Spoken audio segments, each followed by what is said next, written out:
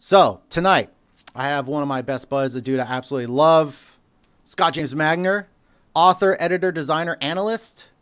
He's been designing games since the mid-1990s. He's working in the video game sector since 2009. He's a published author. He once ran the largest D&D campaign in the world. That is IRL. Twice. He's the two-time largest D&D campaign in the world. We're just going to have a nice, semi-polite, semi-profanity-laced conversation, maybe. I was told this is a mature Twitch stream. Mature Twitch stream. Except for SPS mode, that dude there, he gets a little out of control at times. Trust me, my father's a sailor, his brother's a sailor, my grandfather's a sailor. I hang out with a lot of sailors. This mouth, not clean. All right. That's why I wash it out with grog. There you go. How are you staying out of the smoke these days? I am not, sir. I am surrounded by fucking smoke. I posted up a couple of videos today of how it looks just outside my door. And at 6 a.m., I couldn't see down the street. And at 11 a.m., it was worse, right? It was just, my light's turning off here. I got to make sure that pops up. I'm using my iPad as an accent light because my phone is not really up to the task. So we are high-tech here. High-tech, yeah. High-tech. I just spent a bunch of money on a new fucking webcam. No light. What was I thinking? So now I got to get a light to hang over the back end of this thing. I don't even have a nifty green screen like Keaton does. You can see all my shit back there.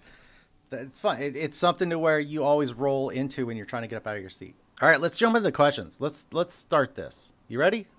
I am ready to answer all of your questions that you don't already know the answers to. That's how this works. I generally don't. Just informational. Hello, everyone. I understand there's a lot of TERA fans going to be joining the stream tonight or watching the stream after we're done. So I want you all to know how much I love TERA, and I always have. And we're going to talk about that tonight. I believe this man has played more TERA than anybody else in the EME office. That is, well, I mean, these days, probably true. But I definitely played a lot of TERA. I used to play TERA every day, and you know that's 10 years of TERA. So I have my account is 2 servers full of level 65 characters, and some of them heading all the way up to level 70, right? And I just love it. I love everything about it. There's a lot of cool stuff that we've done in the last 11 years, actually. If you go back to 2009 when we first started on the project, that just makes it a kind of game that. I'm sorry I'm not working on it anymore. Chad, I want to say one thing before we really dive into it. At the end of this little interview, we've got some things we want to run through. Let's do some questions there. Hold the badger behind Scott for just a little bit longer, and then we'll get to we'll make it put it on or something. The badger? What? Looks like you got a badger onesie hanging up on the doorframe of the closet. Oh no, sir. No, that is my Rebel Alliance Star Wars Snuggie. There you go. Nerd! It was a Christmas present. You know what? It's fucking comfortable. Let me tell you. You're the man with a bear onesie, right? I mean, I have 2. I have come this close to pushing the button on a big monkey jumper a bunch of times. And if we keep doing this streaming, maybe I'll do it. As an adult, these are the things you have to purchase. You got to purchase these things. I mean, I've got the dinosaur romper. You've seen it. The dinosaur romper could make an appearance at some point. Not tonight. Not tonight. This is the shirt y'all get. Yeah. If you want to color separate this shirt, that's fine. Put dinosaurs all over it, whatever you feel like. But I do have a dinosaur romper because I'm a grown-up.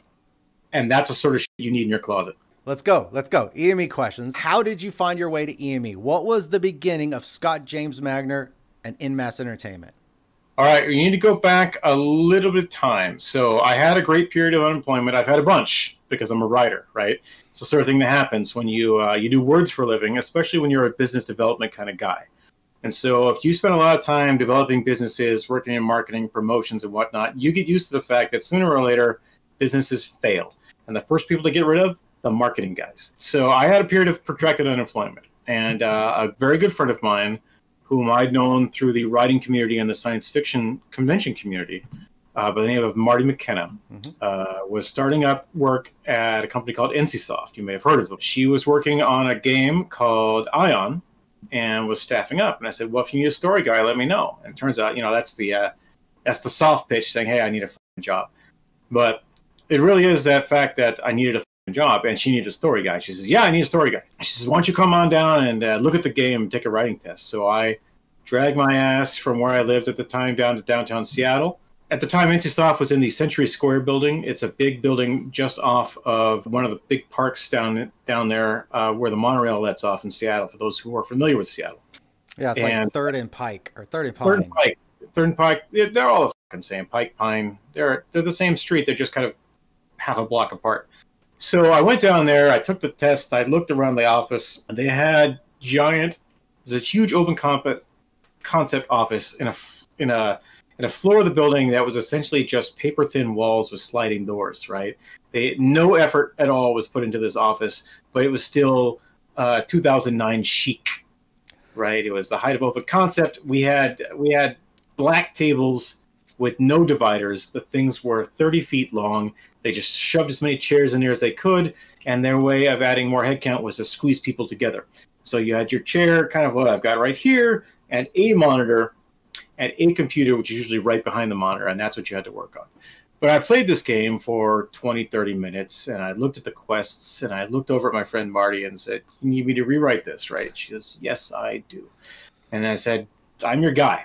And the next day I signed a contract, which happened to have been on my birthday. Nice. So I got a job after 5-6 months of unemployment on my birthday, and my girlfriend and I had just moved in together. We've got a new house back up in Shoreline. And we are really needing this work, right? I need to make this money. And I have plenty of freelance coming in. I'm a freelance writer. I'm always working. I'm always editing. I'm always have some contract running somewhere. But this was a nice, stable contract. It was going to run 5-6 months until we had written the game, which was 2 million words projected at the time for the initial release of Ion. And we ended up writing another 750,000 words on top of it for the expansion that was going to come out after release. Now, as a writer, writing novels, how many words are in your novels? A good novel is between 80 and 100,000 words. So when people ask me what I did the summer 2009, I tell them I wrote 6 novels, because that was roughly my share of the 2.75 million words that we had to put into the video game Ion. That was what I had to write. So I wrote 6 novels. At the same time, I was shopping around a couple different novels, right? Trying to make some money, get my name out there. So I wrote on this game, and I wrote hard, right? We wrote nonstop. I did starting areas, I did quests, I did items, I did PvP, I did whatever needed to be done, right? I worked on the Shugos, I worked on the Polar, right? Whatever needed to be done, I wrote it, and I edited a fair amount of that text, right, that other people were doing, because we had a lot of writers. The guy we had running the show at the time, specifically for Ion, was a guy named Lance Stites. Great guy. I'd love to work with him again. He's really, really talented.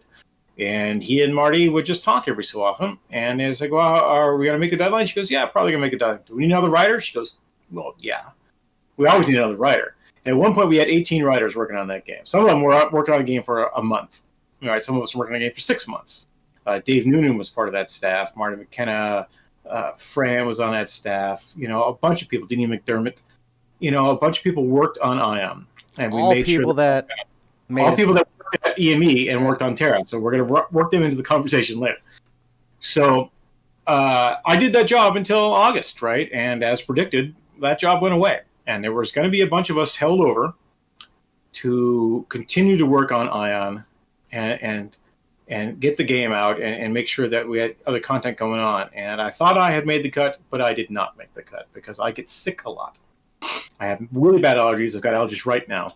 And summer in Seattle sucks if you have allergies, especially when it's burnt. So I'm sick a lot. I wasn't in the office as much as I needed to be in the office to really make the impression I needed to make on the higher ups. And I didn't get carried on to the permanent staff, which ended up being the hugest blessing, because I was out of work and I was able to take freelance and look at a whole bunch of other stuff. And in late November of that year, 2009, I got contacted by my friend Marty again. And she said, hey, you need work? I said, yep, I really need work. And she said, look at this document. And she sent me the initial concept documents for TERA. And this was the lore documents, or what what the game was going to be, you know, pictures, concept art, all this kind of stuff. Said, yeah, I'd love to work on this game. So it's going to be the same deals we had at Ion. She said, better. I was like, oh, okay. I like better. And the reason why it was better is because the game wasn't done. The game was nowhere near done, right? I mean, Ion was in no great shape when I first started working on it, right? We had a very late beta build. It was buggy as all hell. You could play for maybe 4 or 5 hours a day. They were wiping the servers every week, you know, so you had no character continuity. If you didn't know your way around QA commands, you just couldn't do shit. But this is a brand new game, and it was going to be wiped all the time anyway. And we could play for 2-3 hours a day when our timeline in Seattle merged up with the timeline in Seoul. But it was special. It was really something special. And looking at this game, that first day, it's like, oh yeah, I want to work on this game. And the very next day, I signed a contract. It was 2 days after Christmas, and they paid me for the day I came in to just look at something, which was the day after Christmas. You know, we'd flown back from California. I had taken the documents down with me to read at my girlfriend's family's house. And I was looking through all this stuff and selling off things that I owned, you know, to pay the rent. And it worked. It just worked. And so I started working on TERA full-time December 26, 2009. And I was there all the way through launch as first a story consultant and then a game analyst and associate producer. And all the way through launch and a bit after to get all the stuff out. And then we had a drawdown, right? You always have a little drawdown in this industry. It's not uncommon. But I mentioned earlier that when you're the marketing guy or the company growth guy, you're on the line, right? You have to nail all your stuff all the time to stay on it and have permanent work. And I thought I had permanent work, and I wasn't nailing my stuff. So it was a purely business decision. I got laid off in the summer of 2012, and I bounced around doing other contract work for a couple other different companies, including NCSoft, by the way, where I went back and worked for another 6-7 months, writing Ion and Lineage 2. Because that was the job I had, right? And I was working with Dave Noonan and a bunch of people that, you know, I'd worked with before. And in August of 2014, after, you know, paying my rent for 3 years in a giant house in Lake City, Seattle, with no job, I got a call to come in and do contract work for QA for TERA, which was really, really interesting because the guy I was reporting to was the guy over here that I had hired to do QA work with me on TERA. Keaton had made himself indispensable with the QA department, and he had risen in the ranks. And so I came in to learn from somebody who used to learn from me, and I learned a shitload about how the game worked, how to approach QA that I thought I knew, but, you know, there's more things that you can learn always. And that was it. I was working nonstop from August of 2014 until August of last month. One thing I always talk about that I love from EME is that culture they gave me. Coming into this environment, the idea that we're all gamers, talk to our community as if we're talking to a fellow gamer, build that relationship, and those relationships are the most important thing that we will do during our job. Where was that when you walked into the offices? Was that culture there, or did you guys start establishing it? It was front and center. It was front and center. So literally the first person I saw when I walked into the office, I mean, there was somebody who came to the door and got me, right? Because it was a locked door. This was a tiny bit of offices down on Dexter Avenue, just in South Lake Union. So this was shared space in a much larger office. Some tech company had been in there before, but they had the wiring like nobody's business. We used to have to crawl around the floor and rewire everybody's computer every night because a breaker would blow. Someone's got a space heater plugged in upstairs. It would screw up all our computers, our servers. Luckily, our servers for the game were off-site, but we had an internal server that we had to manage too. So someone came out and got me. They were very nice. This very nice person Keaton knows named Cammy.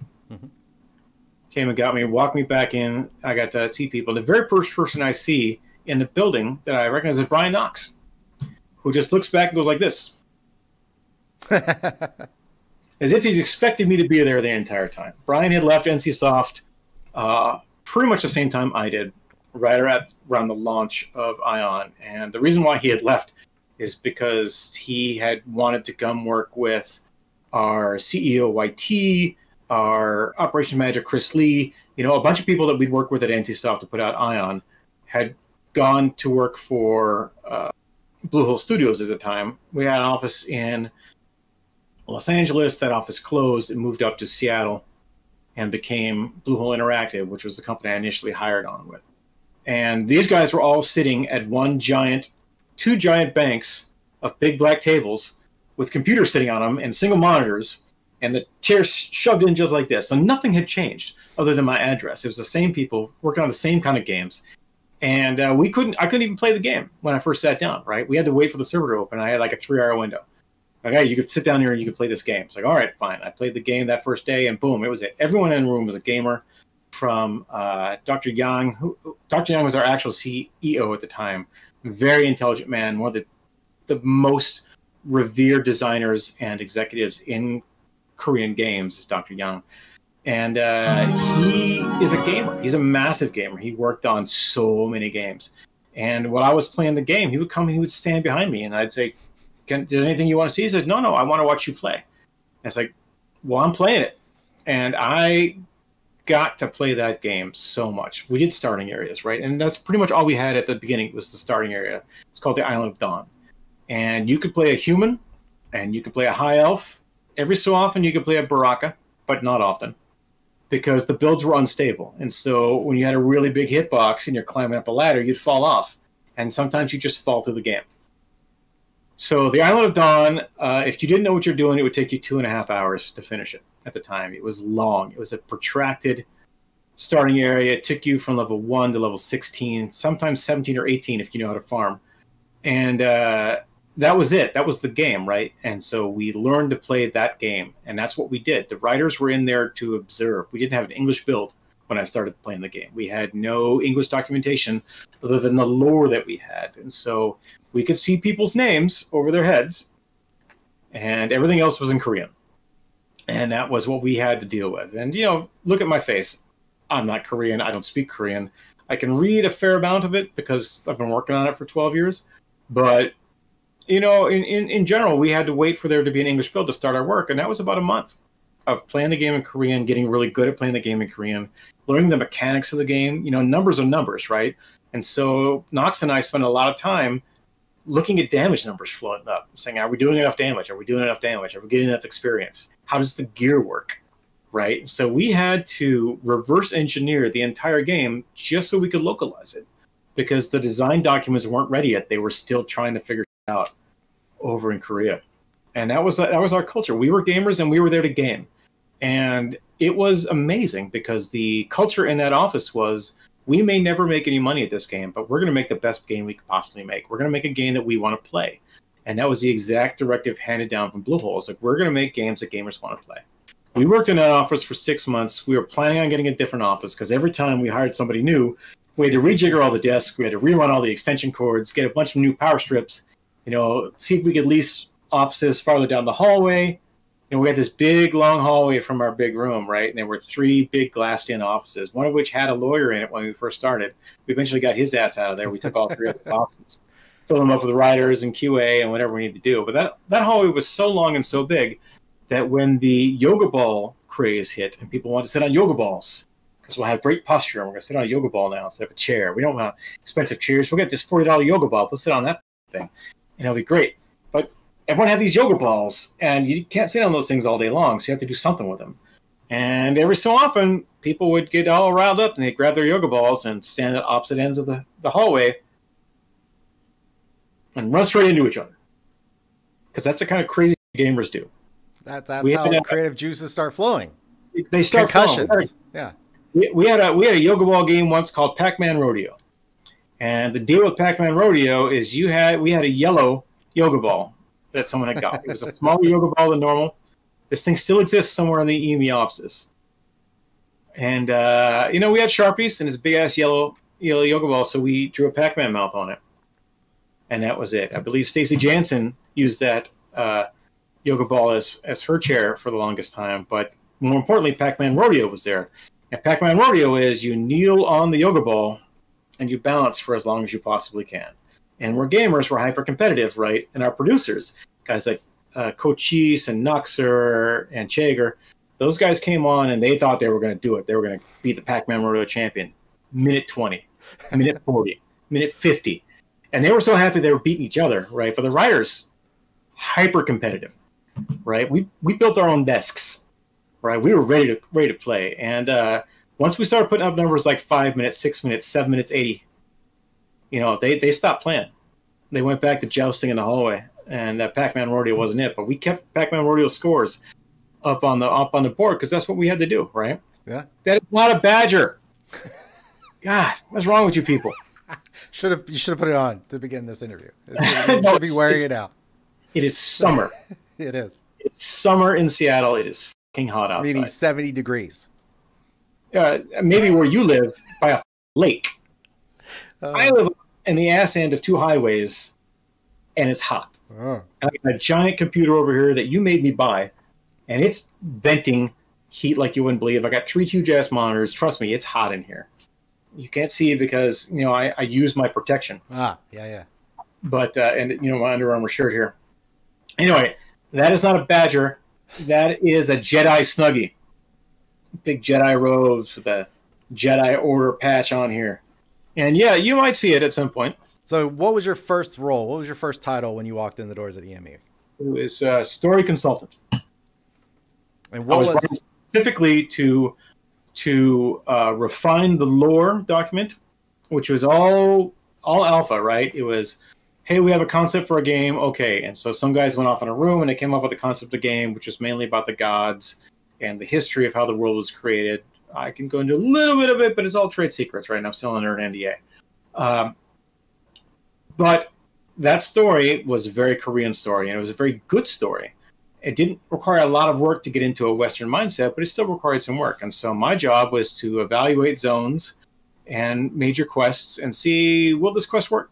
Do we need to work on this quest? Is this quest kind of what we want? Is the main thrust of the game something that we need to go with, or do we need to go in a different direction? And in some places we went a different direction. Some places we didn't. Sometimes I just, you know, tweaked words or, you know, smoothed out the language. It's not to say that I was completely in charge of TERA's story, because I was not the writing team manager, nor was I the lead writer. I was a story consultant. And that was for about 6 months. And then they made me an offer for full-time employment, right? And I was one of the last writers to actually get that offer, because they were hiring people in full-time. I was on contract. I liked making money on contract. I made a lot of money, actually, those first few months. And then I needed a house to live in. And the house we were living in was nice, but it wasn't big enough for our needs. And I needed proof of employment. And it turns out that an offer letter for full-time employment counts as proof of employment. So I literally cornered Chris Lee, our COO at the time, and said, hey, I want to accept your offer. Thank you very much for offering it to me, but I need to go to the realtor this afternoon to, you know, sign a lease. So if you could prove that I have employment, that would be great. He goes, yes, yes, yes. And he ran back to his desk, got a pen, ran back to the front desk where I was with my offer letter waiting to be signed the offer letter. I fucked off, got in a cab, got a bus, met my girlfriend. We went to Bellevue, signed a lease that day. And so that came on as a game consultant instead of story consultant, because story consultant doesn't seem like the kind of person you hire full time, but a game consultant does. And game consultant very quickly became game analyst. It still meant I was doing the exact same thing. I was writing TERA, I was going through the zones, I was doing stuff. And I mentioned, you know, once upon a time in this stream that it used to take people an hour, hour and a half, maybe 2 hours to get to the Isle of Dawn, and they always needed help. They didn't know how to get to stuff. At this point, I'm getting to the Isle of Dawn in half an hour. Right, and it's 14, 15 levels of content, right? I'm zooming right through it because I know exactly what to do. I could literally do it with my eyes closed sometimes because I knew where to move and do stuff. So I am zooming through zones, all sorts of zones, and I am typically 2 or 3 zones ahead of all the rest of the writing team, scouting out their stories. Some of them aren't always in English, right? Because we're still waiting on an English build for a lot of this stuff. And I'm just going through, looking at the quests, seeing the kind of stuff that I'm doing, formulating what I think the story is, and giving it to the lead writer, David Noonan, and the writing team manager, Martin McKenna. And it turns out I was right more often than not. It's like, oh, yeah, this zone's about this.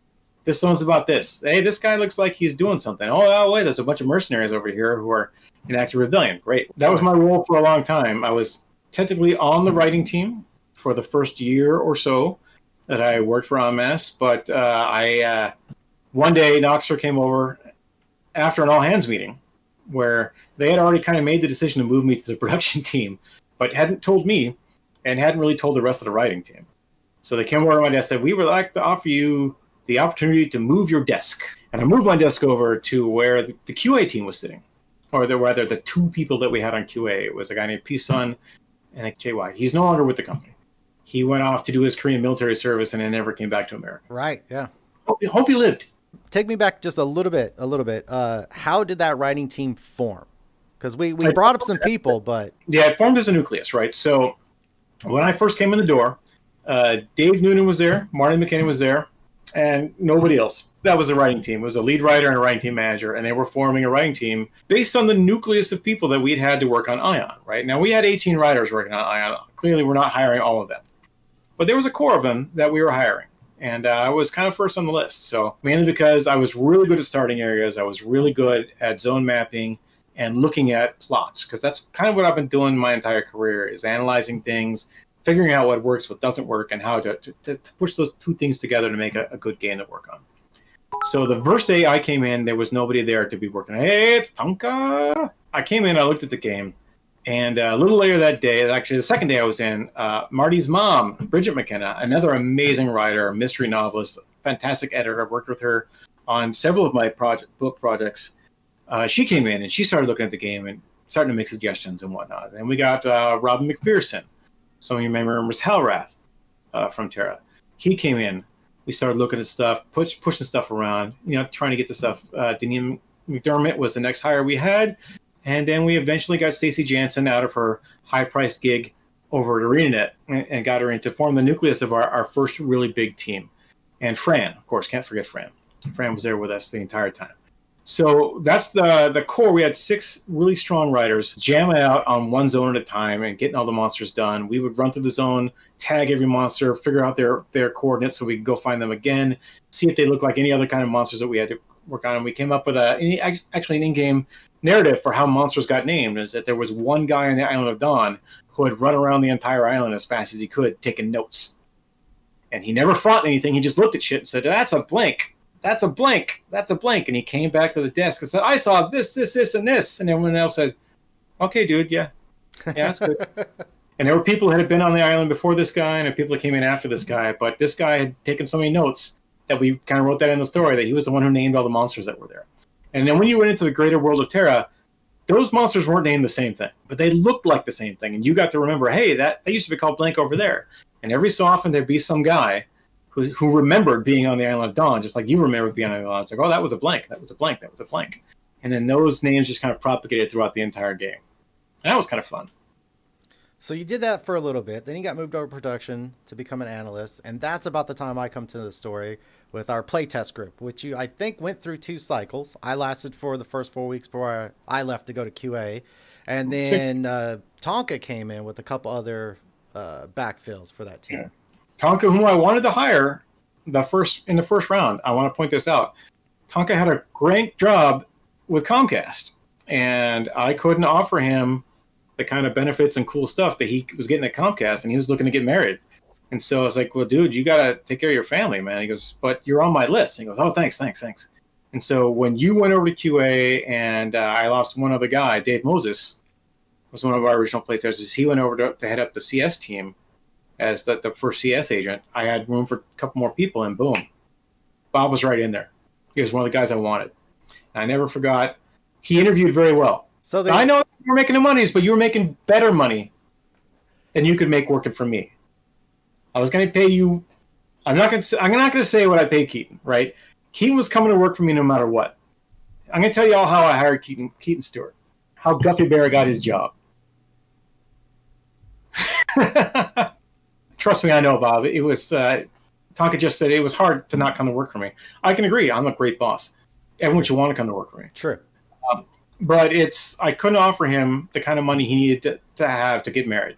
And that was how it was going to be. Keaton, on the other hand, Noxer and Cochise said, hey, I got this guy. Actually, they had 2 guys. They had Demo, who was already hired on as a CS lead, but we didn't have a CS team because we didn't have a game. And so it's like, hey, you can have this guy to be on your playtest team. He's like, oh, fuck yeah, I want that guy. And I met him one day. He knew his stuff. He was smart. He was witty. You know, he had ideas about game design that I thought we could really use to make TERA a better game. Even though, I'd been working on TERA for a while, I was pretty much locked the kind of game it was going to be.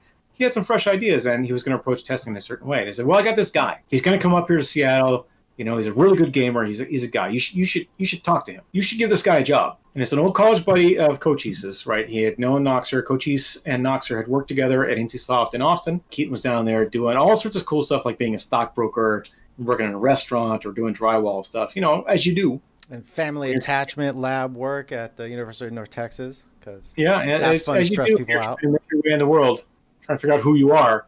You take 6-figure jobs just because, and then you come and you work for X dollars an hour with no benefits, sleep on someone's fucking couch for 5 months. No. I only slept on his couch for about a month. Oh, okay. What was the goal of that original playtest group? What were we trying to accomplish? Well, I kept turning in these reports saying, hey, this part of the story doesn't work, this part of the story doesn't work, this part of the story doesn't work. We need to change these parts of the story. And Bluehole kept saying, why doesn't it work? And it's like, well, Western gamers don't expect this. They don't play games the same way that Korean gamers play games. They don't play for an hour at a time. They binge as much as they can. They like soloing rather than grouping. They like, sorry, it's allergy season. They like individual experiences rather than group experiences. And so group experiences are great, and we can work those in a game, but you have to have these individual experiences for someone to go through and do stuff. What they came back with is, well, your writers, because the writers were the ones testing the game. We didn't really have a QA department. It was just us. And your writers aren't playing the game the way we designed it. We would like you guys to play the game the way we designed it. And I said, that would be great. That costs money. We need to get focus groups in here. We need to do all this kind of stuff. And they said, how much money? And I said, oh, well, if the game is this long, give me 6 weeks, and I will take you through an entire test cycle, and we'll go through all the content you'll do for your closed betas, and we'll go a little bit farther, and we will do daily reports. And so I set up a system where I had 5 testers, and we met in the morning, and we met in the afternoon, and we talked about playing video games all day long. And these 5 testers, I won't say 5 guys because there was 2 girls. These 5 testers would play the game for 6 hours, and then they would write a report about what they did for the day. And I would meet with them in the morning and in the evening, and I would record both sessions. I would collect their playtest forums. I would transcribe all of our notes, and I would present a daily report to our designers in Korea, and I would present a weekly report to the entire board of Bluehole. And those reports were very popular. Those reports were so popular, in fact, that other people in the building started to listen to our transcribed playtest sessions and our meetings. And it's like, oh, we didn't understand this about the game. We didn't know these things. It's like, oh, wow, okay. You know, and we made some change, right? A bunch of zones in TERA right now used to be filled with nothing but BAMs and group quests that you couldn't complete on your own. And those games are almost every zone in the game is soloable. Right? There are some zones that are full of nothing but BAMs, but you know what? By the time you get to them, you're level 70 and you've got a whole bunch of cool gear.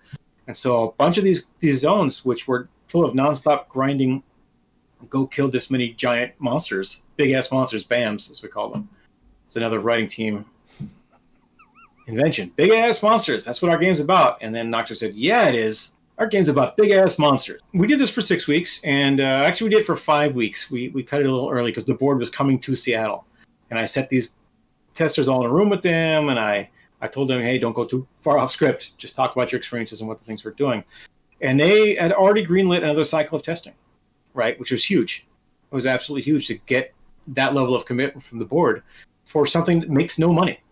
Anyway, so we get Bob Garness on, right? It's one of my first people I was going to hire. We get a kid named Matt Trust, and he's straight out of DigiPen, right? It was one of the people that I thought really helped us because he had just spent 2 years and $100,000 learning how to design games, and here he is designing a game. And Matt was was a really good tester. He taught us a lot about looking at stuff, the methodologies, and doing stuff. He went to work for Qualcomm down in San Diego, designing chips and architecture for stuff. And I basically had to boot his ass out the door. And it's like, if you don't go take this job, I will fire you. because this is one of the best jobs you'll ever get, and opportunities like this don't come along. He says, yeah, but I really love what we have here at Onmass. It's like, I love what I have here at Onmass too, but you need to go.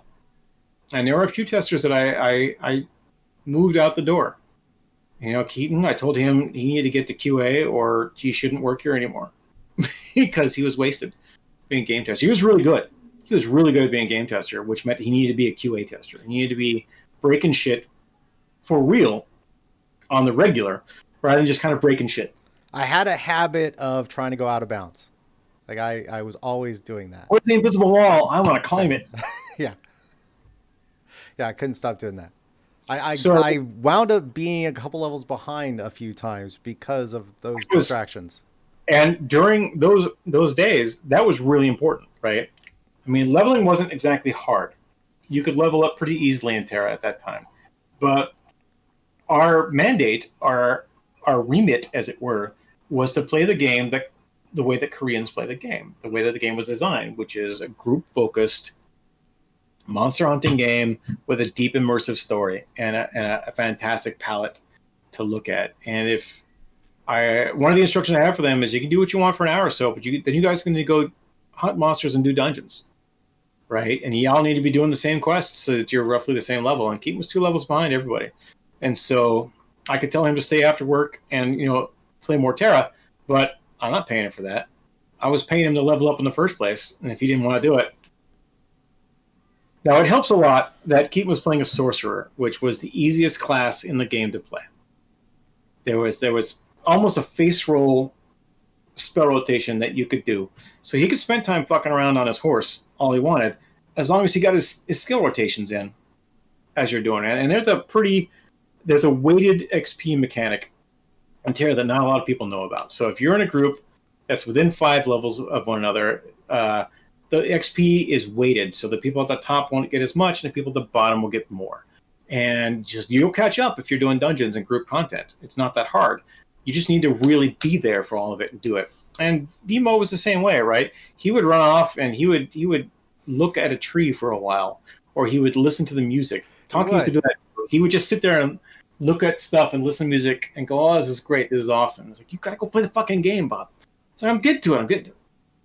But once you were together and playing the game, TERA really sang. There were some times, though, when we got our asses handed to us. There's a dungeon called the Golden Labyrinth, and it was not finished by the time we got there. We had actually outstripped the design team. And we got to zones where the floors weren't right. And so you'd go through these dungeons, and the floors were like this.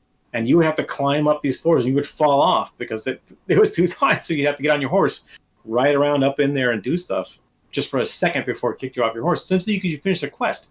Because the game was not ready for people to play it, but that's where we were, right? We got to start new characters, or we can keep these characters and keep going. But I think we actually called it quits in Westonia. Yeah, Westonia was the end for a while. But we then they gave us a new build around the time of one of our betas, and we were able to get back going. But remember, I'm talking about Golden Labyrinth, right? And that fucking Kumas boss that was destroying us. It was absolutely destroying us over and over and over again. And they're all about level 48. And they're trying their best to fight this thing, but they're at the base minimum of what we need for this dungeon. They didn't have the right gear. And so they are not doing enough damage. And to complicate things, I had to let one of our testers go, kind of in the middle of what we were doing. So I went and I took over her character, and we started playing, and I'm getting my ass kicked too, just like everybody else. And I'm already level 50, right? I've hit the max for everything that's going on in this game. And we fought and we fought. We fought this one boss for a whole day. We fought a boss that I can solo myself in about 40 seconds with an at-level character in TERA today. And I'm not talking the solo dungeon. I'm talking the real dungeon, right? But we didn't know the mechanics, and it had way too many hit points, and it was just crazy out there. And that's what we spent 2 or 3 days fighting this monster to fill out our report the proper way and send it back to Bluehole. And you know what happened? That monster got fixed. That dungeon got fixed. And this was the kind of dungeon. This was one of the essential end game dungeons at that time, because the game only went to level 50 at the time. And they wanted it to be a challenge, but it was so much of a challenge that you couldn't actually get to level 50. And so this was the boss you need to beat to progress through the dungeon. But these guys, and gals stayed with me throughout the whole process, and we got it done. And so that testing team is one of the best things I've ever done in this industry. It really is. And I don't want to sound like an old man with nostalgia. They really were good at their jobs. They knew what they were doing. They came in with the right mindset. They approached their work professionally every day. And I'm paying them to play fucking video games, right? It's not like his brain surgery. Like Trustin I had to kick out because he was brain surgeon smart. But I kicked him out to go do brain surgery on cell phones instead of, just to sell hot dogs on the street. So they knew what they were doing. And so of those testers, every single one of them, except for one, found permanent employment with En Masse. And of the second batch of testers I had, everyone but Matt Trustin had permanent employment. And the third batch, I even had a third batch. At one point, I was running my veteran testers in the morning and my new testers in the evening. And half the new testers were CS hires that we were just waiting for them to have jobs, right? And so I had pure QA testers, pure game testers. I had QA testers. I had people who become community managers, subject matter experts. Some people became web experts. Tonka ran our Twitch streams for years, or before it was even Twitch, right? He ran all of our YouTube stuff and all of our online presence.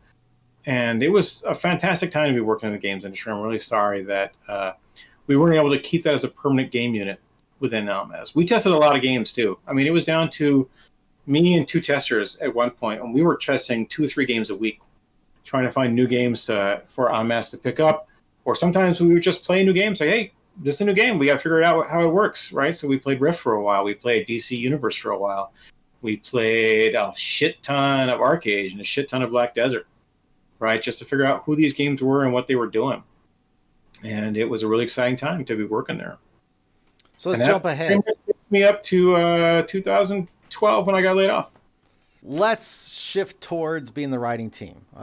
This is the majority of the time I knew you at En Masse. This is where you were. And a lot of what I did at the very beginning was... No, actually, the entire time you knew me at En Masse, the first time through, I was on a production team. Right? I mean, I was essentially a producer, and that's how eventually they said, oh, yeah, you were doing producer's work. And they were paying me like that before I got laid off. But when I came back, I worked QA for 6 months because we were finalizing. I had done 2 shifts of contract writing on ZMR, Zombies, Monsters, Robots, and a TERA expansion. And then I came back to work a QA contract, and we were finalizing our big expansion. It was going to be our jump to Steam at the time. It's the one to get us to there. And I worked that through, and then in spring of the next year, they said, yeah, you could keep working QA forever, or you could go work on the writing team. And I said, which one has a full-time position? And they said, the writing team is a full-time position. It's like, I would love to be a writer. Because the job for QA was to be Keaton's boss, and he was already the boss. And so that isn't awkward. The guy you hired and used to be your employee was your boss now and your supervisor, but then the job they want to give you is to be his supervisor, which Keaton actually wouldn't have had a problem with, but I was thinking of having a problem with it because he needed to move up. He still needed to move up. And I'm very happy a couple of years ago when he became a producer or product manager, however you want to call it. But it's the job he'd actually been doing since the very first day he came in. He was analyzing how the game works. He was seeing its flaws. He was working to improve it. And, whether you have that title or not, if you're doing that every day, you're a producer. It just happens that producers are also responsible for revenue. And so that's the part he didn't get to for a long time. But even as the QA lead, he was still responsible for revenue. And he was working his ass off to make sure that we made enough money. And so when he finally moved over and became a producer, that was a happy day for my life. He wasn't my employee anymore. He wasn't anywhere in my chain of responsibility. In fact, I had no responsibility. I was just a writer.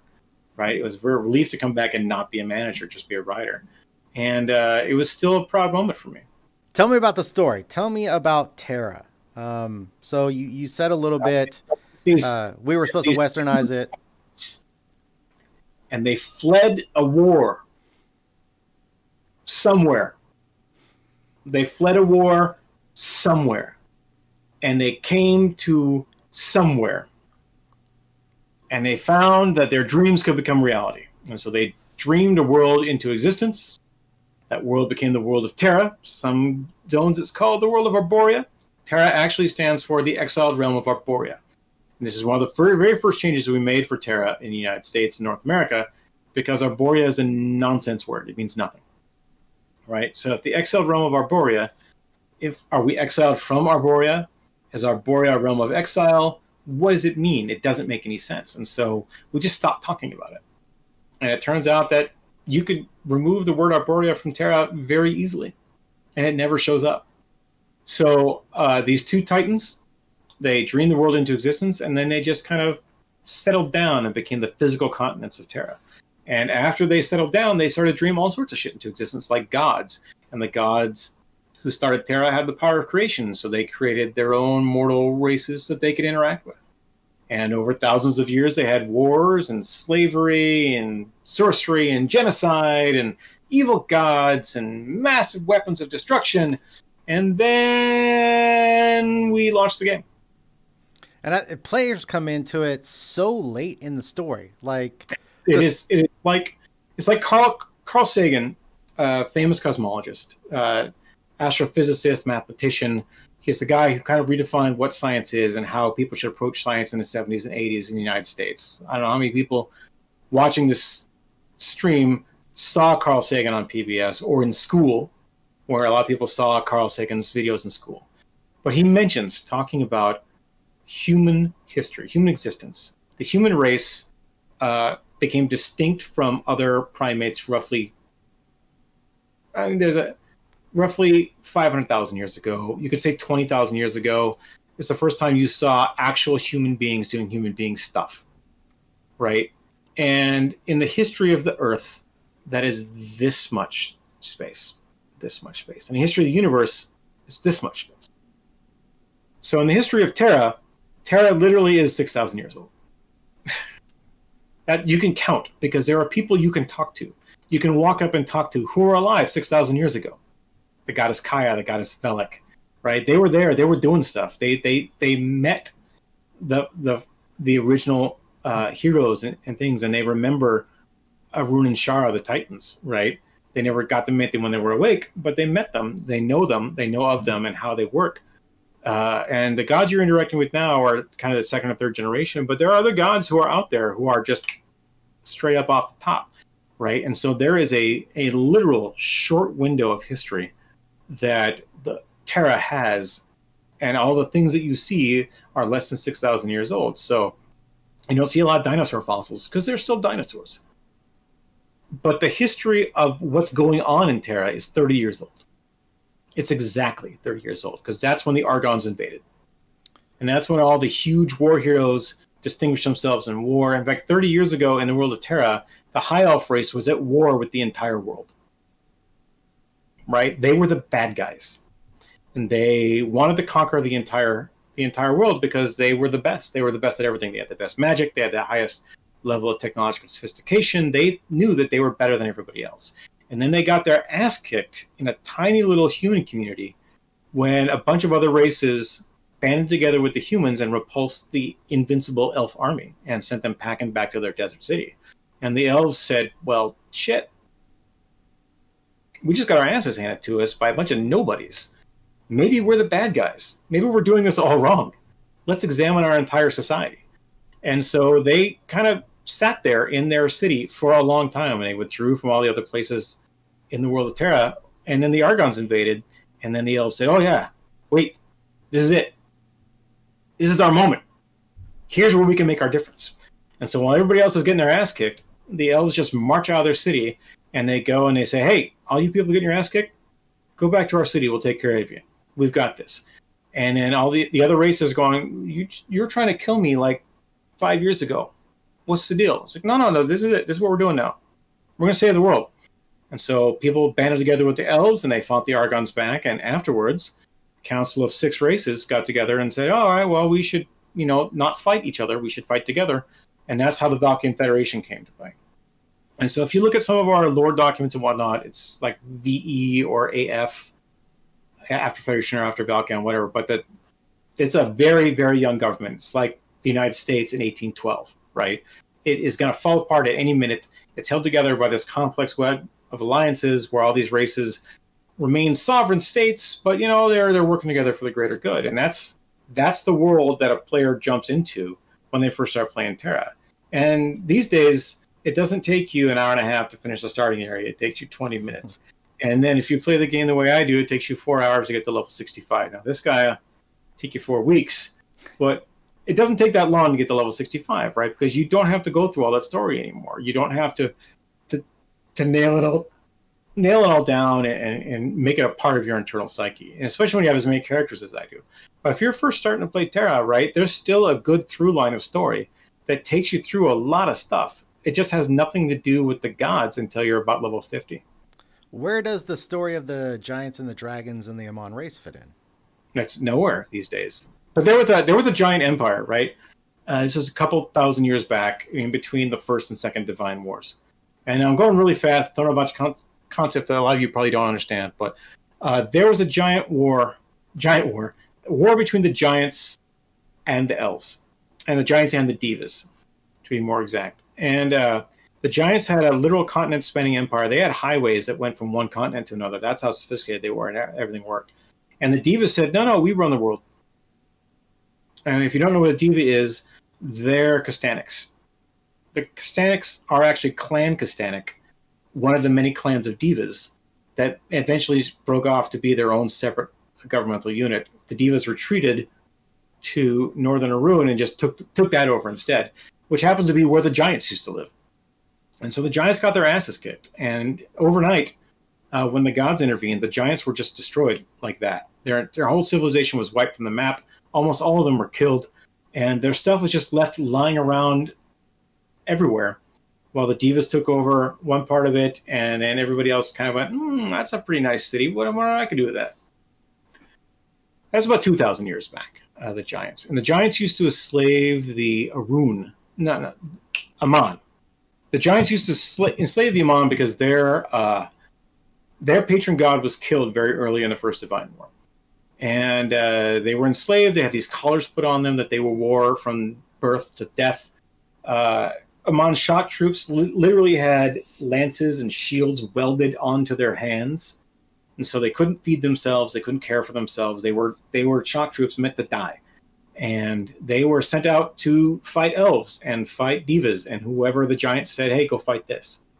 And it was a more or less unstoppable army for a very long time until the god Lok and the god Kaya pretty much took pity on them.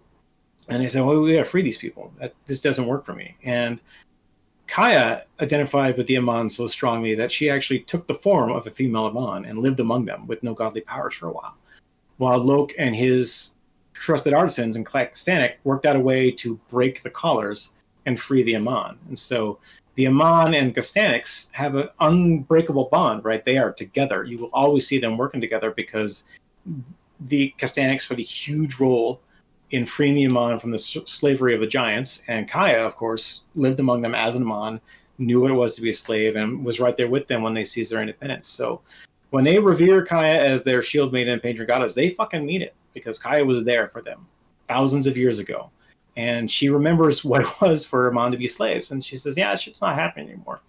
So in today's storyline, Kaya is a giant deal. She is one of the three main goddesses who has stayed on TERA, in the world of TERA, and interacted with the mortal races. And whenever something goes pie-shaped, she says, no, that's not right.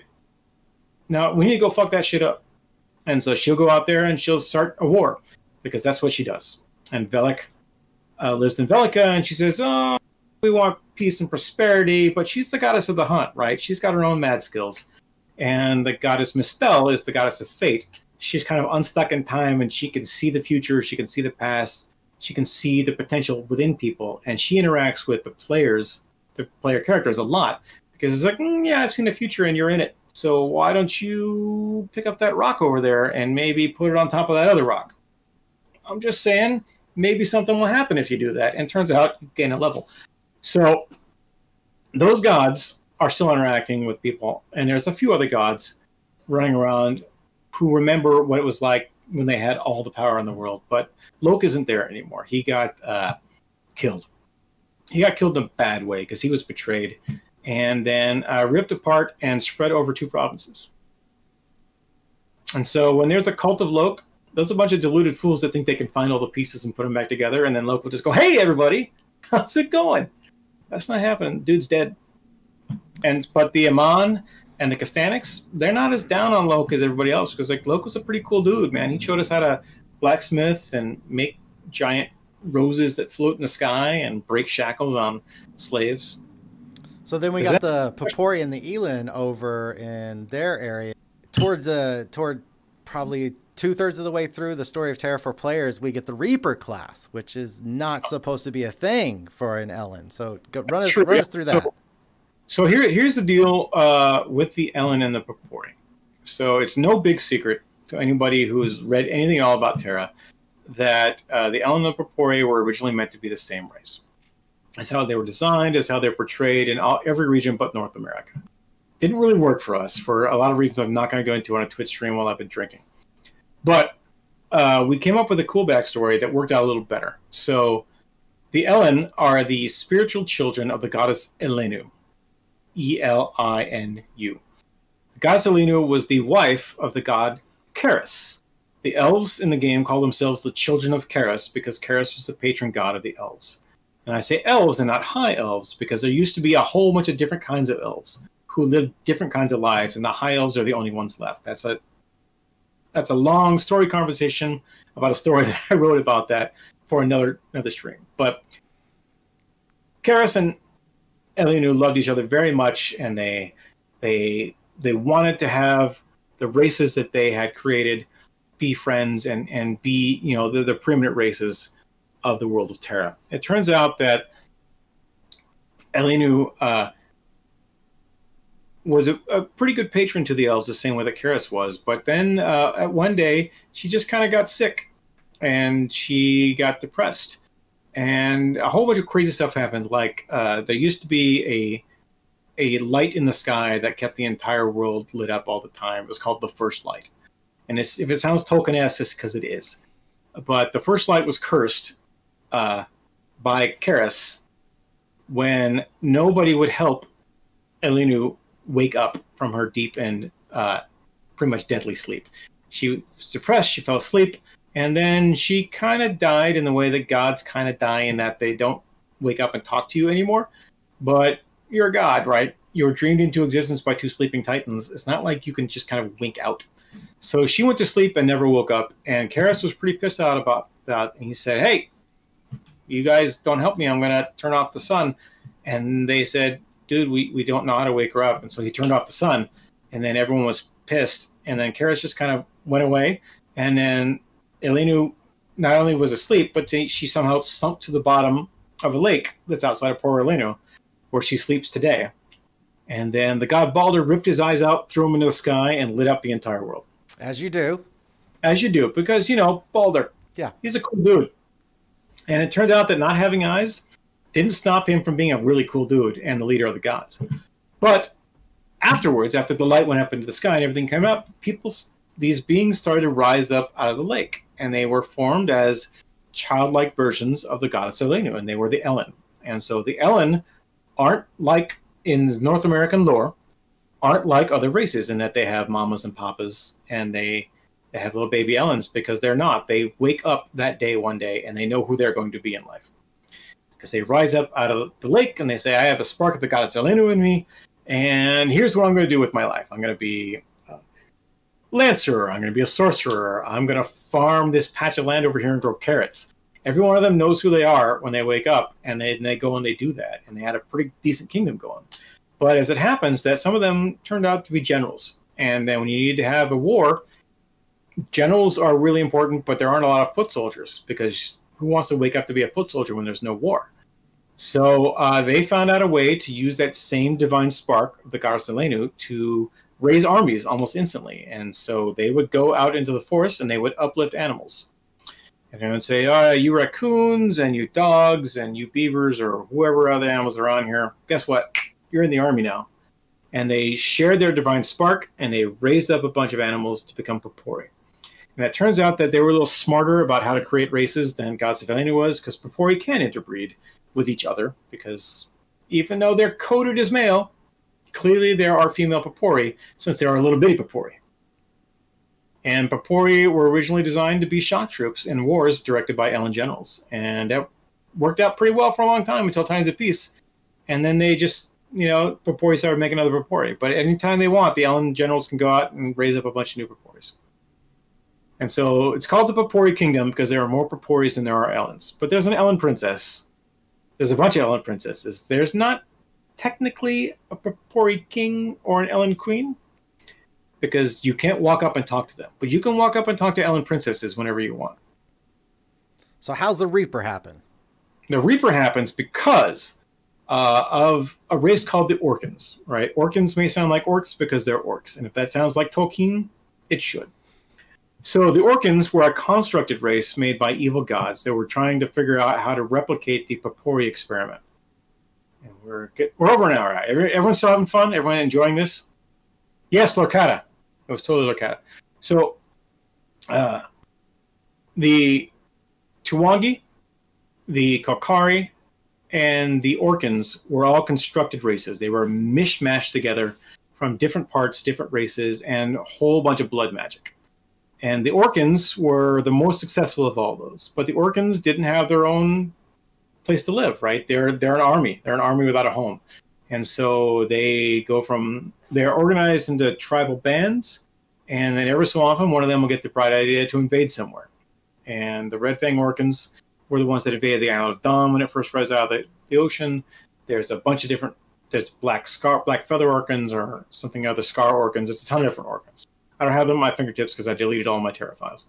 But a group of Orcans decided that, that Purpori Kingdom, that's a pretty cool place to live. Why don't we go live there?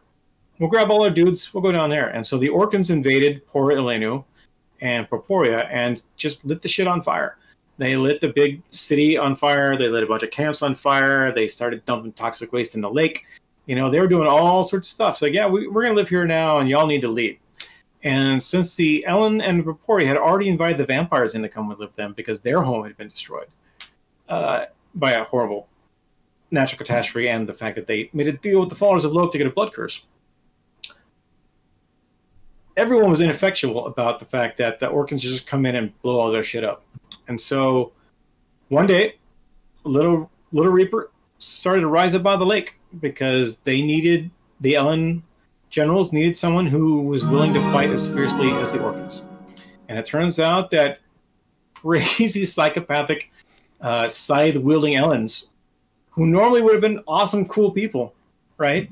Yeah, they'll fuck your shit up. If you play a Reaper, there is nothing to do but kill. There is no upside or downtime for a Reaper. There is just kill, kill, kill, kill, kill. And you're mashing that space bar as hard as you can to kill as fast as you can and do whatnot. And that's essentially the design philosophy and the lore behind the Reaper, which is one of the last things I worked on in my first writing stint back after being laid off. We knew that was coming and how they were going to be. We actually talked a lot about what to call them. A Reaper was the easiest way to do it because they had giant scythes. Chain Maiden. What? Chain Maiden. I wanted so bad to play Chain Maiden. So if you look at the strings of TERA, and this is not too big of a secret, they're actually called the Soulless because they have the spark of Elenu because they're Ellens, but they don't act like Ellens act, and it's a giant metaphor for PTSD and what to do with your soldiers when you don't have a war. But you've got these Ellen who have no purpose other than to kill, and if you don't give them someone to kill, what are they good for, right? They can't do anything. Yeah, so that's what Reapers are. And ninjas are a little different, right? They're raised up from the lake like every other Ellen, but they're trained in secret. And so they wake up straight out of the lake, say, hey, I think I'm supposed to be a ninja. And there's a ninja there who says, oh yeah, you're a ninja, come with me. And then they get trained as a ninja. And then when the need was great, and then they had to have ninjas, they unleashed them on the world and said, hey, guess what? We've got ninjas for you. Congratulations, everyone. We saved the world again. So I think that only leaves us with Baraka, the only race in TERA that doesn't wear pants. Purpori don't wear pants. I'm pretty sure I have a couple Purpori with pants on. Do I not? I might. Those are pajamas. Those aren't pants. Whatever. I know my Baraka's only got a trench coat. All right. So the Baraka are giants. They are actually a sub-race of giants who were spared the great destruction of the fall of the giant empire. And they were spread out all around the world. right? And the process for making tiny Baraka, unknown, because we've never seen a tiny Baraka. We've only seen big Baraka. And if you go to the Baraka city of Highwatch, which is way up in northern Arun, which is only recently revealed when we broke the storm barrier and the Federation went up there, because of course everything is great when white people show up, right? So they showed up to save the Baraka, who were doing just fine. They had a city. They were all over the place. They were doing the same stuff they do everywhere else in the world. They're just scholars and warriors and whatever. It's like, no, yeah, we're Baraka. And I lost it. No, I didn't lose it. All right, so the Baraka have been as they always were, and they are a subrace of giants. If you go look at the few giants that are left in the world, they look pretty much exactly like Baraka. If you know, Baraka have better beards and sometimes better head spiky things. I have several Barakas. I tend to dress them up in teddy bear costumes because, come on, why wouldn't you? Yeah, why wouldn't you? Yeah. One of the crazy things about Barakas is that their arms are different lengths. And no one knows why. It's just an artifact of the concept art and design period. And they're just weird looking. And so when you put them in costumes, their arms are the same length. And that's what I like. If you put them in stuff like the tuxedos or the serious business suit, it just evens stuff out because that's the way the models are fit. I never noticed that. I could be drunk. I don't know. I'm saying that right now because it seems like something that makes sense. I'll go with it. Yeah, it sounds great. It is now canon. I'm a writer. I make shit up. That's not canon. I don't work for you, man. That's somebody else's problem. So what other bits of lore and story are out there that people might not know about or you found your favorite? There are a bunch of story holes. Dave Noonan used to talk about story holes. You get a right to fill your story hole. And if that you sounds see terrible. That sounds almost dirty. No. It's a great. The story hole is the best thing a writer can possibly have. To give you an example, I just finished a bit of contract work for an upcoming board game, and I wrote a bunch of backstory for a character who's in the game, a brand new character, and I was given a rough backstory about the character, who she was, and what she was about, right? But it's only about this much of her life. And so I had the story hole that was her entire life that I could write whatever the hell I wanted about. And I had a really good editor. And I showed him what I was going to write, and he says, oh, yeah, write that.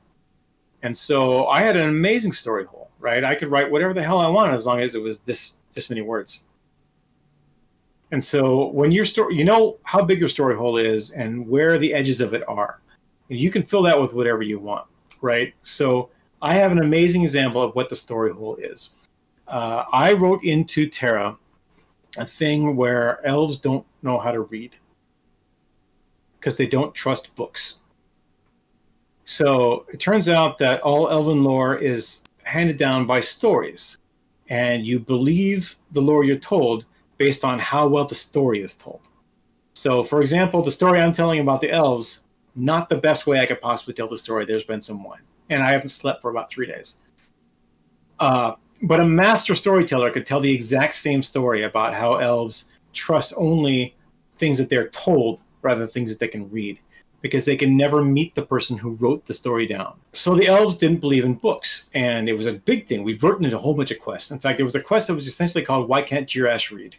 Where you go and you find this note, right? You go and you kill a bunch of monsters, and they've got this note that details their evil plan. And you take it back to this dude named Jirash, and you say, hey, I found this. And he says, what the hell is this? I don't know what this is. Why are you showing this to me? Go find some scholar to deal with this. What did you see?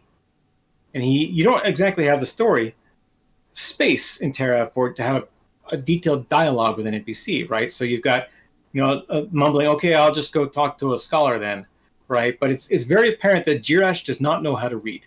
And as you go around talking to other elves, you realize that none of them know how to read either, because it's not important to them. They want to know a story. They want to hear a story.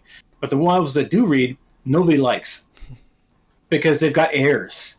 Oh, they read books. And this was a really big thing that I've written into pretty much every elf quest in the first 30 levels of the game. And then a loading screen came out showing a bunch of elves in a library, floating these books up, and the caption under it said, "The first spell that young elves learn is how to clean their laundry." It's like, all right, let's go rip that plot out. Let's get rid of that. No more of the elven storytelling plot.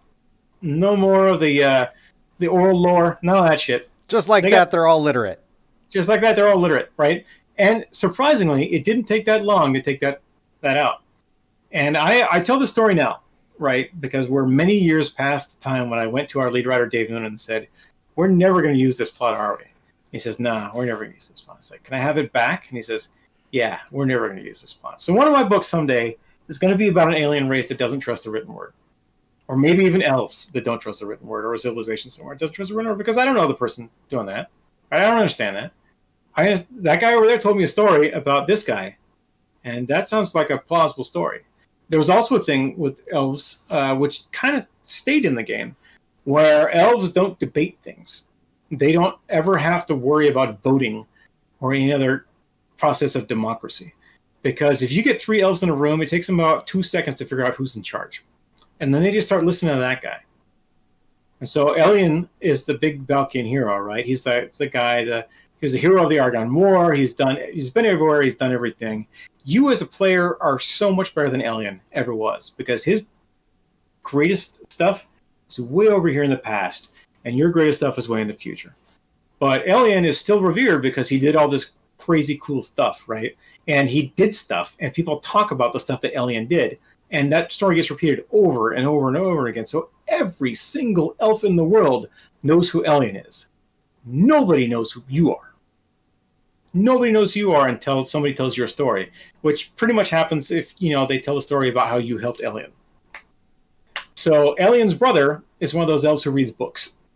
And it's a giant, giant scandal because both of them are the sons of a merchant house, and neither of them wanted to be merchants. Elian wanted to go be a soldier, and Leander wanted to go be a scholar. And horrible, horrible scandal. Now, it turns out that both of them are really good merchants, and they find ways to make money wherever they go. But when you walk into a room and Leander is sitting there and Elian is sitting there, everybody knows that Elian's in charge. Everybody knows that Elian's in charge, especially the elves. The elves will walk in and go, "Oh, that guy right there." But it's kind of the deal where I was talking about earlier, right? Where the elves retreated into their walled city, and they didn't know what the hell to do because they had lost a war for the first time in thousands of years. Somebody beat us. We don't know how that works. We're the ones who win. We're the only elves left. We're the good guys. And it turns out they got their ass kicked, and they figured out, oh, we don't have to do it. So it took them a long time to sit around thinking about, what do we do? And then one guy finally said, "Hey, I don't know. Why don't we go save the world?" And that seemed like the best idea ever to every elf. And every time somebody said, "Hey, that guy over there wants to go save the world," and they go, "That's a great idea. Why don't we go do that?" And then whoosh, that's how it spread. So the rest of the world doesn't understand why the elves go from conquering tyrants to, "Hey, we're the good guys," so completely that they don't even talk about being conquering tyrants anymore. Where everybody else says, "Hey, elves burned down my village. Are we sure we want the elves to help us?" "Oh, yeah, they're much better now." No, that guy over there is one of the guys who burned down my village." It's like, no, he's fine. He wants to save the world now. So not a lot of people trust elves, even though the elves, as a culture, are completely committed to saving the world, because one guy, one time, said, "Why don't we save the world?" And it was the best idea they've ever heard. So if TERA was to continue, if you were writing the next chapters, where would you have taken the story? What would be your fanfic for TERA? So up until about a month ago, per se, we were preparing for the release of TERA Battle Arena. And it was a new iteration of the story, a multiverse for TERA, which allowed us to tell a whole bunch of different kinds of stories about TERA, right? So what if you went this way instead of this way in that dungeon? What if you didn't beat the Argonne Queen, right? Now, this is a crazy story. Not a lot of people in the world have ever beaten the Argonne Queen because her story was not relevant, because it was a level 50 story and we were a level 60 game. And so once you beat the Argonne Queen, you move on to the next bit of story, which turns out kind of is a meandering, that gods are crazy kind of story, and not an Argon Queen story. So I would love to have spent more time writing the multiverse of TERA. And I got to write, for example, Loke. I got to write lines that went in the mouth of Loke, the dead god Loke, torn apart in Divine War. But I got to write words for a Loke who didn't get torn apart, who was still the coolest guy in the world, right? The guy who invented cool shit. Savior of the Amon, champion of the Castanics, champion of the Divas for that matter, right? Because he was a cool dude. I got to write a Kaya who didn't have to free Amon from slavery. I got to write a Velik who was so secure in her Velikhood that she got to do whatever the hell she wanted, right? She didn't have to be stuck up in a tower somewhere because some crazy god who has a vendetta from 3,000 years ago wants to kill her and take over the world. I got to write some of those stories, right? And those were really fun to write over the last couple of months. If I got to go back and rewrite a zone, I'd rewrite the Isle of Dawn again. I have rewritten the Isle of Dawn 30, 40 times. I'm not joking. I would rewrite the Isle of Dawn 2 times in a single day. I rewrote the Isle of Dawn lying on a beach in Hawaii. I'm not joking. I took my computer with me to Hawaii. I took a break, right? I made a bunch of money on a freelance bit. I paid cash for a trip for me and my partner to go to Hawaii with my friends Marty and Blunt. And we went to Hawaii. We paid cash, right? That's how awesome video games were at the time. And I was debt-free. I was in Hawaii. I'm doing cash. But the Isle of Dawn still needs to be rewritten, so I took my computer with me. And I get there and I realized that I had left my charger at my desk. So I had to call back to Seattle, say, hey, my charger's at my desk. FedEx it to me. And they said, yeah, all right, we got an envelope right here. And they FedExed me my charger for my computer. It was there the next day. I had just enough battery left. And I'm writing on a giant Excel sheet the Island of Dawn, and I finished an edit, and I sent it back, and then I went, drank Mai Tais on the beach, right? But I'd rewrite that story again. Yeah, we moved away from it as a starting area because it was too long, and it didn't get you to the same place that the Stepstone Isle does now. Stepstone Isle gets you fighting Argons at level 4 rather than level 40. It gets you into the process of BAMs very early. It gets you into gathering. The very first thing you do is gather, right? And you get to talk to people. You get to interact with objects. It's a really nice starting area. It just kind of upends the entire story of TERA. That there's this other island over here with this other tree and this other stuff going on. And it's a fine place to start a game, right? Just we had a good starting area that we could have massaged. So I would like to have worked on the starting area for TERA again, at least one last time. Breaking into my Hamilton thing here. I would like to have rewritten the end of the Argon War. I'd like there to be a very, very good finish to the Argon War. There's a great quest in, I think it's in Argonea, where you go out from this fort and you see Kaya looking down at the battlefield. It's full of BAMs and Argons and a whole bunch of shit. And she says, yeah, I don't like this. Come with me. And you go, what? It's like, we're going to go take care of this problem. And you end up tanking for the goddess Kaya. Right? Your job is to run out in front of her and kill tiny mobs while she walks forward and every so often casts a spell that destroys the zone. You also ended up with a buff that would just obliterate everything else in the game until we patched that. I was getting to that, yeah. So you could do this thing, right? Because you're tanking for Kaya, and Kaya has a few more hit points than you do. And she has a few more bars of power and a few more better attacks. So she says, yeah, why don't you just have some of my power for a while? I need you at my side while I fight. And if you just immediately left the zone, you could just declare yourself to be an outlaw and go kill everyone. No one could stand against you. You could kill any BAM.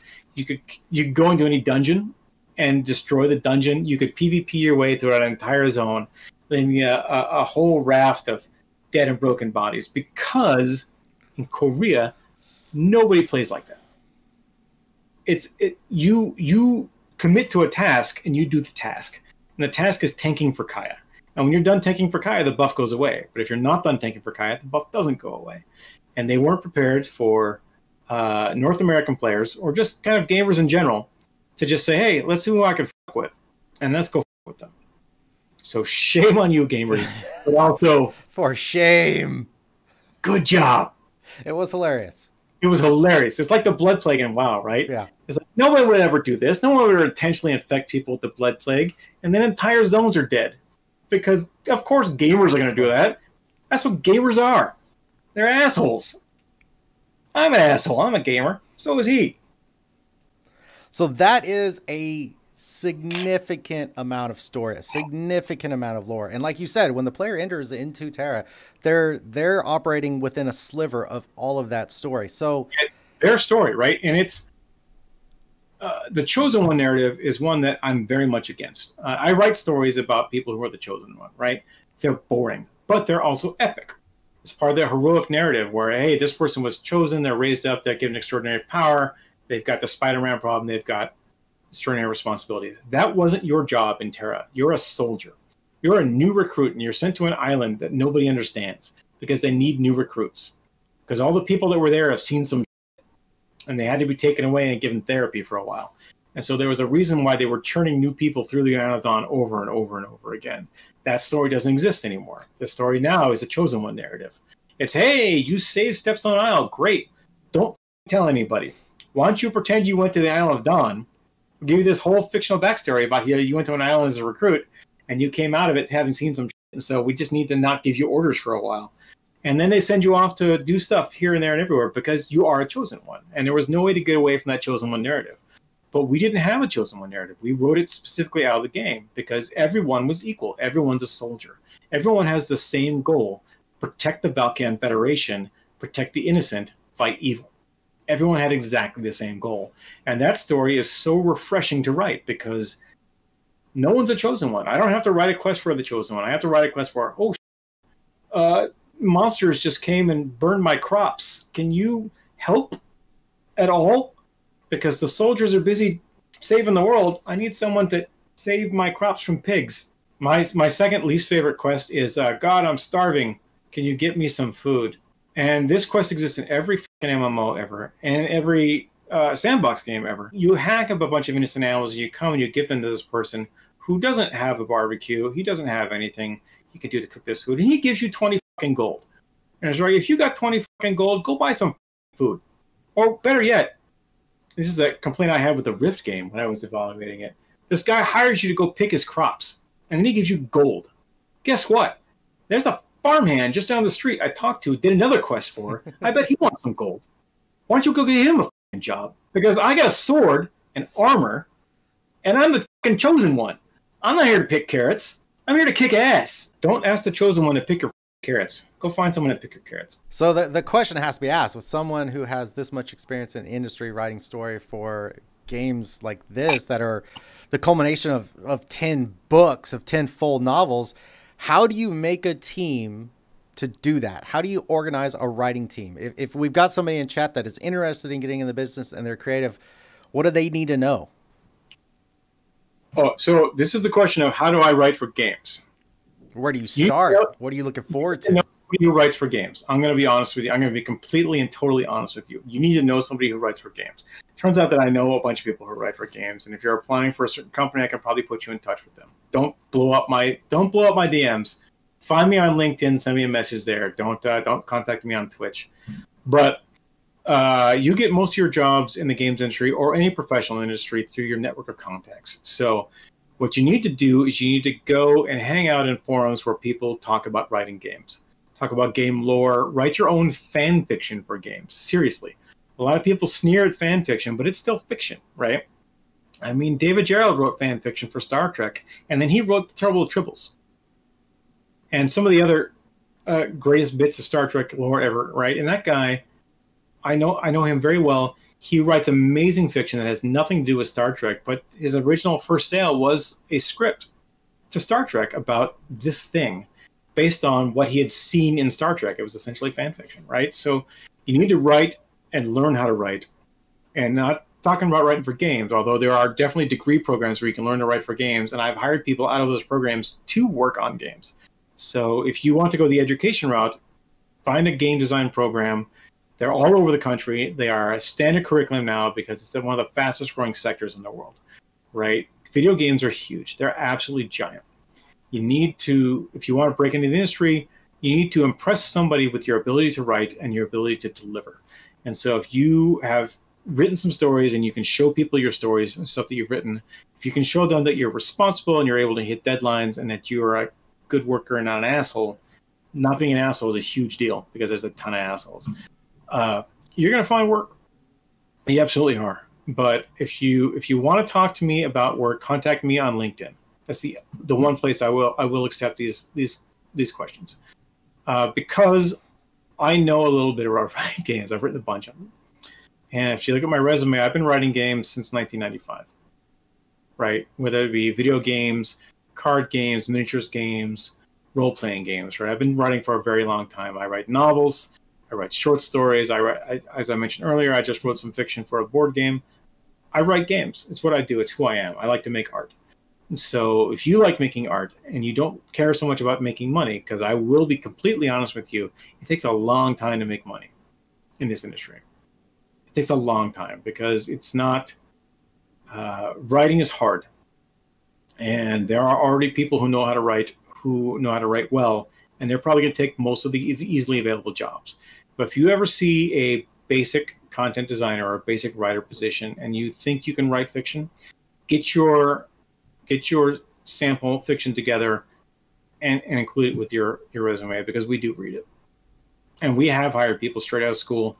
We have hired people with no writing experience whatsoever. We've hired people with extensive writing experience and had to let them go because they weren't a good fit. They were writing the wrong kind of stories. Or, I worked with a woman who had come in to work on Ion after I had worked on Ion, and she had worked on every single expansion for Ion, and I had only worked on 2 of them at the time, right? And so even though I had a lot of experience writing Ion, she had a much better handle on what Ion was. And so I was learning from her at the same time that she was learning from me and the stuff that I'd learned. It's always a learning experience being a writer.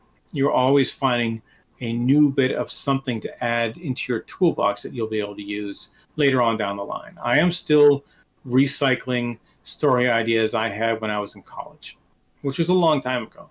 But I never threw them away. I keep them in my brain. I keep them in a little brown notebook. And every so often I'll drag one of them out and I'll turn it into a short story, or I'll work it into a larger narrative, because it was a nice little nugget of story. And there's stuff, as I mentioned earlier, that I wrote for TERA. Like, we never used it.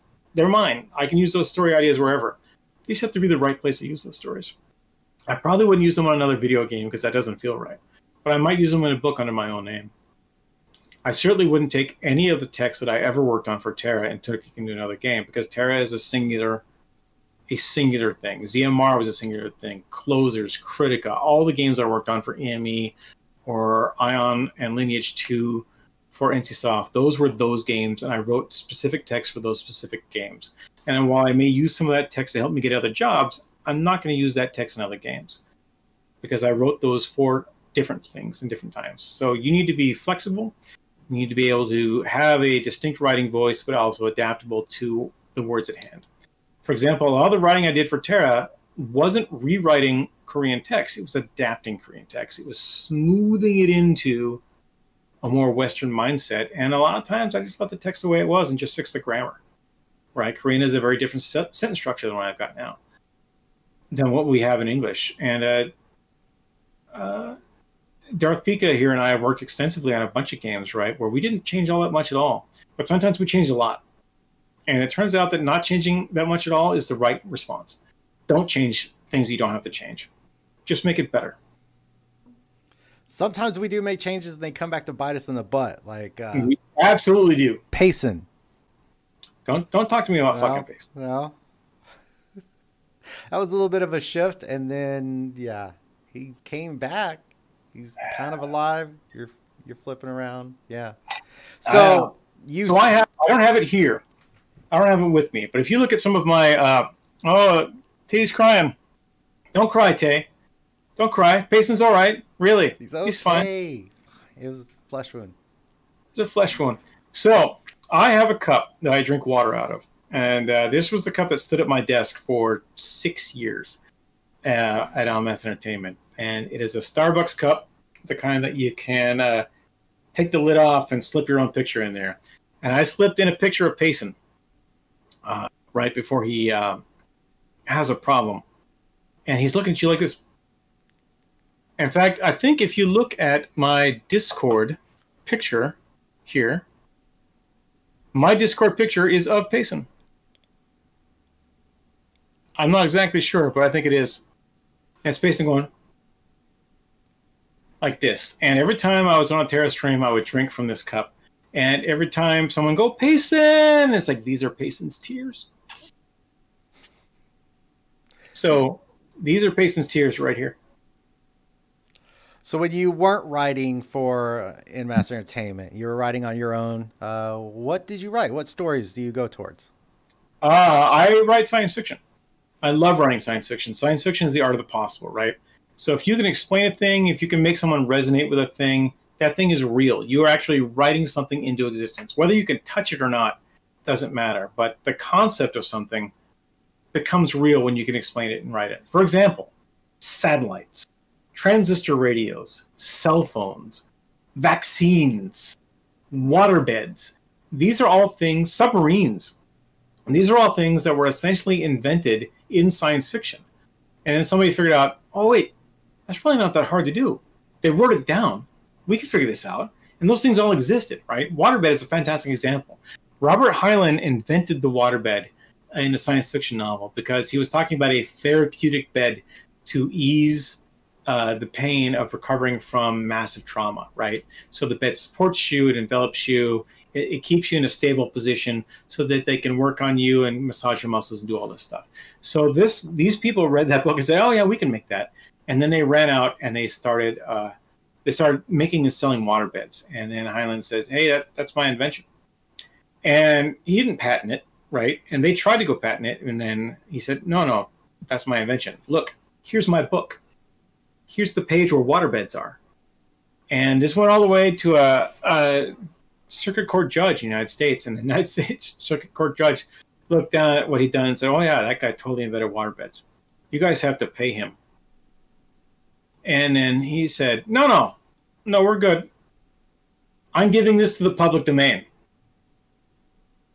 And so Robert Heinlein gave up the patent to the waterbed and then destroyed it by offering it to the public domain. So anybody in the world can make a waterbed and sell a waterbed and do that. And so he destroyed these guys' whole business plan because they were assholes. Because he invented the waterbed and they weren't acknowledging that.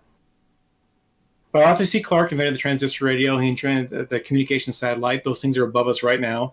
The very technology we're using here was invented by a variety of people, including the actress Hedy Lamarr, who invented radar and variable frequency transmission, which is one of the key components of internet cryptography and encryption, right? And so she was an actress, but a genius actress. It just happens that she was a woman, and nobody believed she was a scientist. And so people tried to steal this technology of the variable rate encryption from her, and she said, no, that's mine. That's mine. That exists. That belongs to me. So choose one technology from one of your novels, name the novel, name the technology, and describe how it would be realized in the world today. Like, pick one that you want. Great. So I write about the far future and about the far past. All right. So if we're going to really talk about this, this character here in my novel Invasion has robot eyes. And the scarring you see around her eyes here is the scars from where radiation essentially destroyed her ocular cortex and parts of her brain, right? And so they had to rebuild parts of her brain in her eyes from back here out. And she's got this amazing set of robot eyes that do so much more than just look at things, right? And it's a technology that I clearly didn't invent because robot eyes are robot eyes, right? Geordie LaForge has robot eyes. He has several different kinds of robot eyes throughout his career in Starfleet, which is huge inspiration for what I did in this character here. But that kind of thing, right, where you can have a bionic lens and you can build more and more technology into the bionic lenses, that's the sort of thing I think is coming for us, right? That's a post-human evolution. Our brains can only fit in this much space. Right? This is all the space we have for brains. Keaton has a little more space than I do. But it's smoother. Internally, it's just smoother. Not a lot of folds. It's kind of smooth as an egg. Yeah. So we have this much space and this much back here to process it. So that character has a computer in her head that they had to carve out extra bits of her brain to put the computer in. And, you know, if you put a computer in someone's brain, you have to be able to open their head to get to the computer. And so it does so many more things than just work her eyes, right?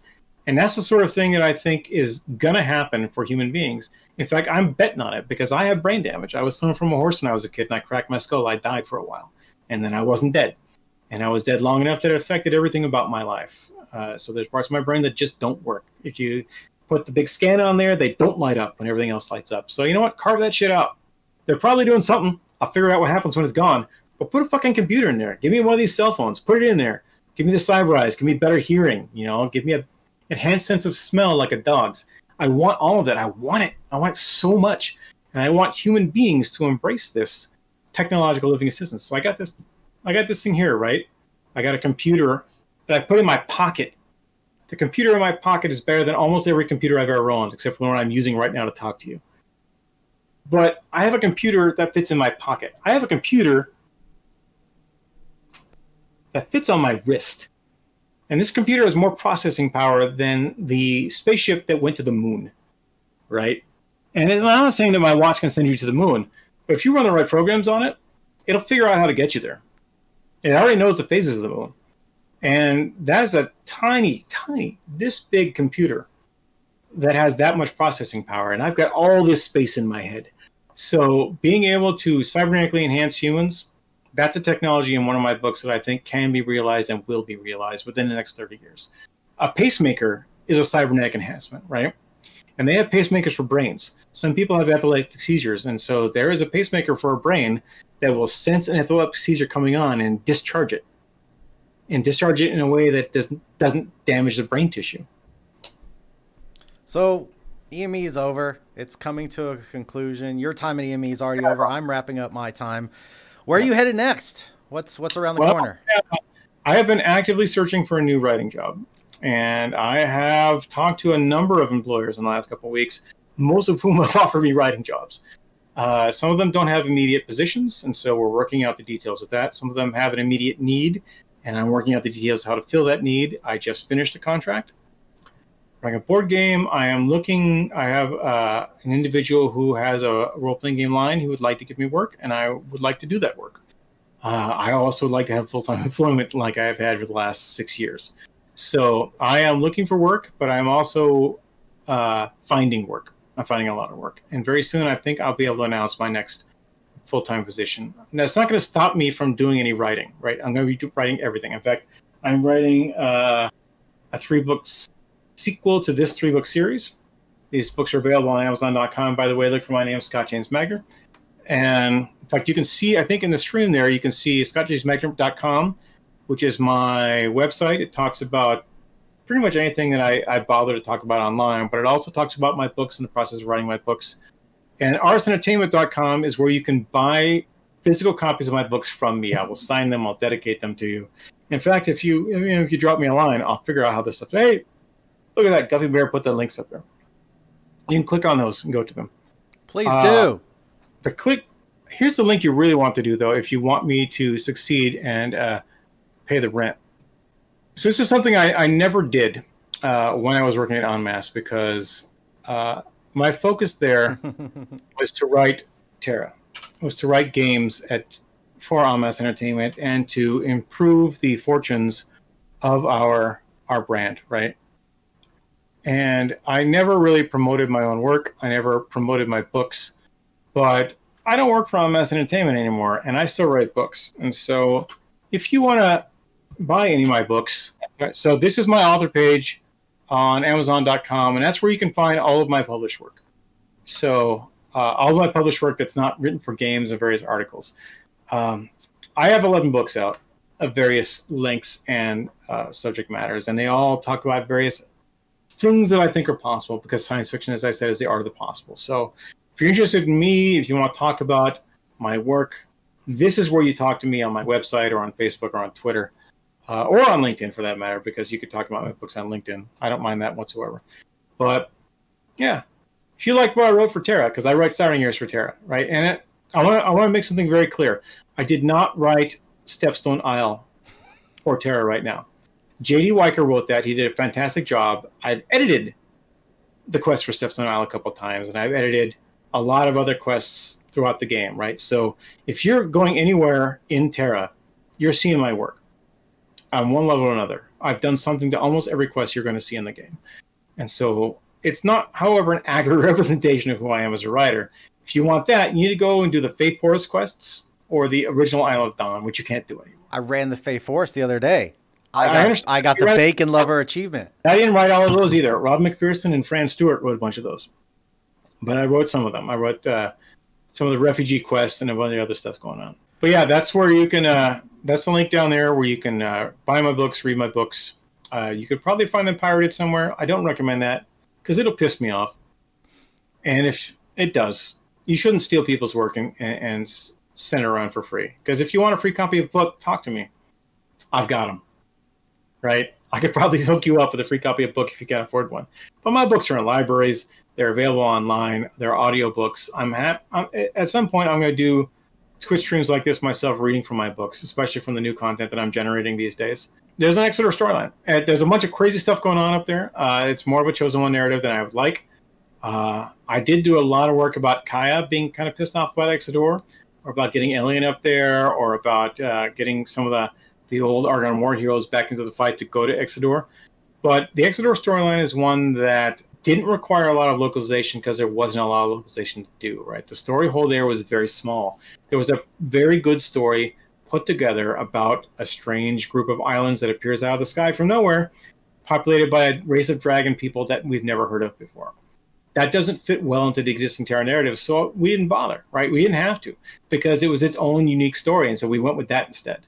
And you'll find a lot of times when you're doing localization work rather than writing work, the existing story is just fine. You just have to fix the grammar and you have to smooth out the rough edges to make sure that it flows with the work that you've done before. And having written, or at least touched, the majority of the story in TERA, moving into Exeter was very easy to do because I had written all that other work. In fact, I had just finished writing the level 65 to 68 quests that get you to Exeter, right? So I had a tone set already that got us to Exeter. I hope that answers your question. You did start off at EME as an analyst, and you did spend so much time in the game playing. I said it already.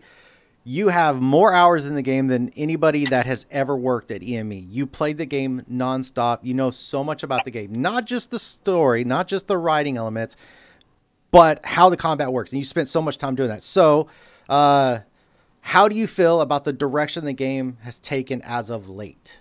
And are we talking past Argon? Are we talking past Wounded World? Are we talking Exeter? Where are we talking Awakening? I'm not sure how to answer that question. I have my own thoughts, of course. I'm an educated man. It's ours. Can you elucidate on what you're going for there? Because I like TERA.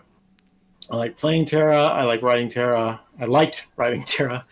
I like going through it all the way there. I don't like some of the mechanics of TERA, and some of the things where it's harder to access content. All right, content is gated for high-level whale players.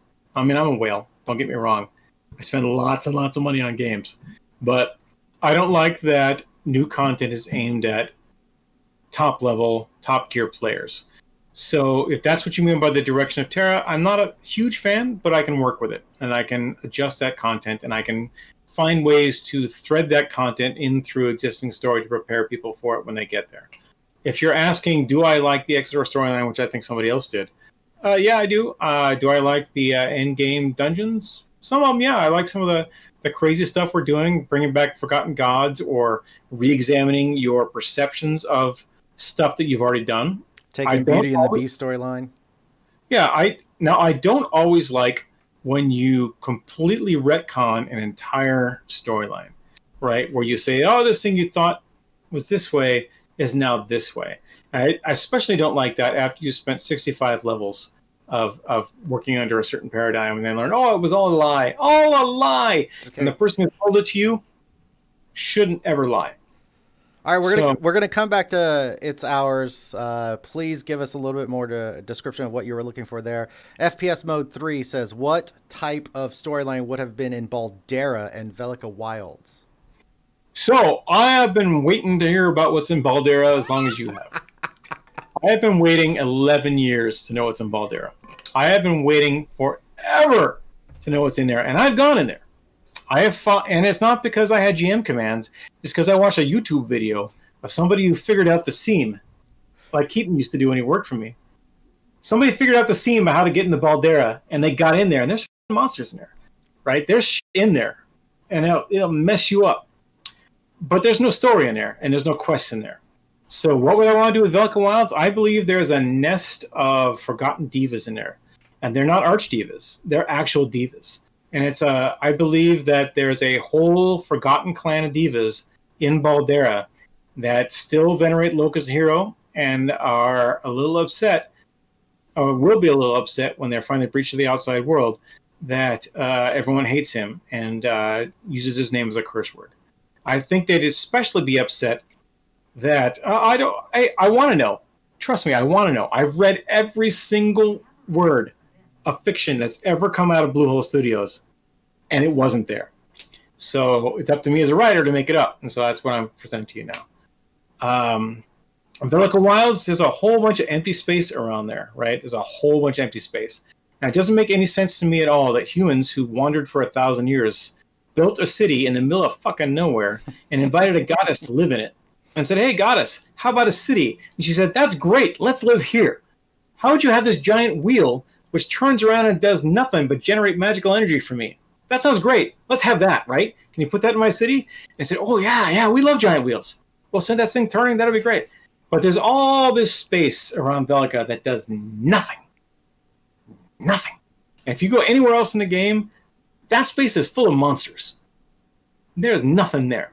So, yeah, I want to put something there. I want to know what used to be there. I want to know what was there before the humans came and decided to make a space, right? Because the elves used to live on Arun. They used to live a bit north of there, not quite in Velka Wild, so don't get your hopes up in that. Not quite in Baldera either. But the elves used to live there, and that's where they had the Flower of Life, which was a gift given them by Karis that contained a whole bunch of magic. And when it started to degrade the Flower of Life, they contained it in something called the Core. For those of you who played TERA, you know what the Core is. I'm not going to spoil it for you. Talk to me next month. Maybe I'll spoil it. I don't know. They contained the power of the Flower of Life, something called the Core. And then they got themselves to a whole other continent, and they used the Core to build a giant city in the middle of the desert. And if you look around that desert, there's nothing there. You go a whole bunch of space all the way around Elementia, and there is fucking nothing there. Because the Core just kind of goes, and Elementia goes, and there's nothing there. So I think something like that's happening in the Velka Wilds. I think the city of Velka is drawing power and drawing dream energy from that entire space that should be going to something other stuff. So It's Ours has clarified. He's looking for and I don't think most players know this. When we first started looking at the game, PvP, there's no such thing as a PvP server and a PvE server as we got the game delivered. There was just TERA. And when you got to max level, you would unlock the ability to do Outlaw. But Outlaw was a very limited skill. You couldn't do it wherever you want. And you certainly could not do it in the bridge in Lumbertown because no one was going to have it at that time. So the game wasn't separate. We, as a publisher, looked and said, well, the trend here is to have separate servers. You have players that only want to do PvE, and you'll have players that will want to mix into PvP. So a lot of the changes were from our side, but as time has gone on, changes have happened, right? Like we started off with some very core Freywind Canyon, and then we got Kumas Royale. Very late edition, by the way. There was 2 or 3 built in after we launched that we got Battlegrounds. And it was a welcome edition, right? It was a feature that we thought we were going to have from launch that just wasn't available. It was organized PvP dungeons, stuff like that, or more importantly, mass combat that you could have at all times, because mass combat was great. You could raid up and go kill Bam, but it turns out that gamers are smart, and very soon they figured out how to kill Bam solo, and you didn't need groups to do it anymore. So I'm curious if I take It's Ours question and I twist it a little bit. I'm curious if you got a reply to that. So PvE, player versus environment. That is you as a player versus what the designers have given you. But PvP isn't just killing some other player. It's not just KSing. It's also things like Vanguard or Vanarch and the Alliance battle. So that's a player versus player, maybe not direct combat, but systems. So you've got TERA, the Valkyrian Federation. Let's bring everybody together. Let's work towards a thing. But then throughout TERA's history, we've had several different systems, guild versus guild, that have been more targeted towards players actually competing against other players, either directly in a battle or through resources. How did that story work? Does that fit in? Why has it changed? Why have we lost the PvP? Okay, so how much time do we have left? I got all the time in the world. This could well be a whole nother stream. I'm going to put my producer hat on. So Twitch wants you to restart your stream at least once every 24 hours. So we've got at least 22 more hours. All right, so I put my producer hat on here, and I'm going to talk to you as a producer.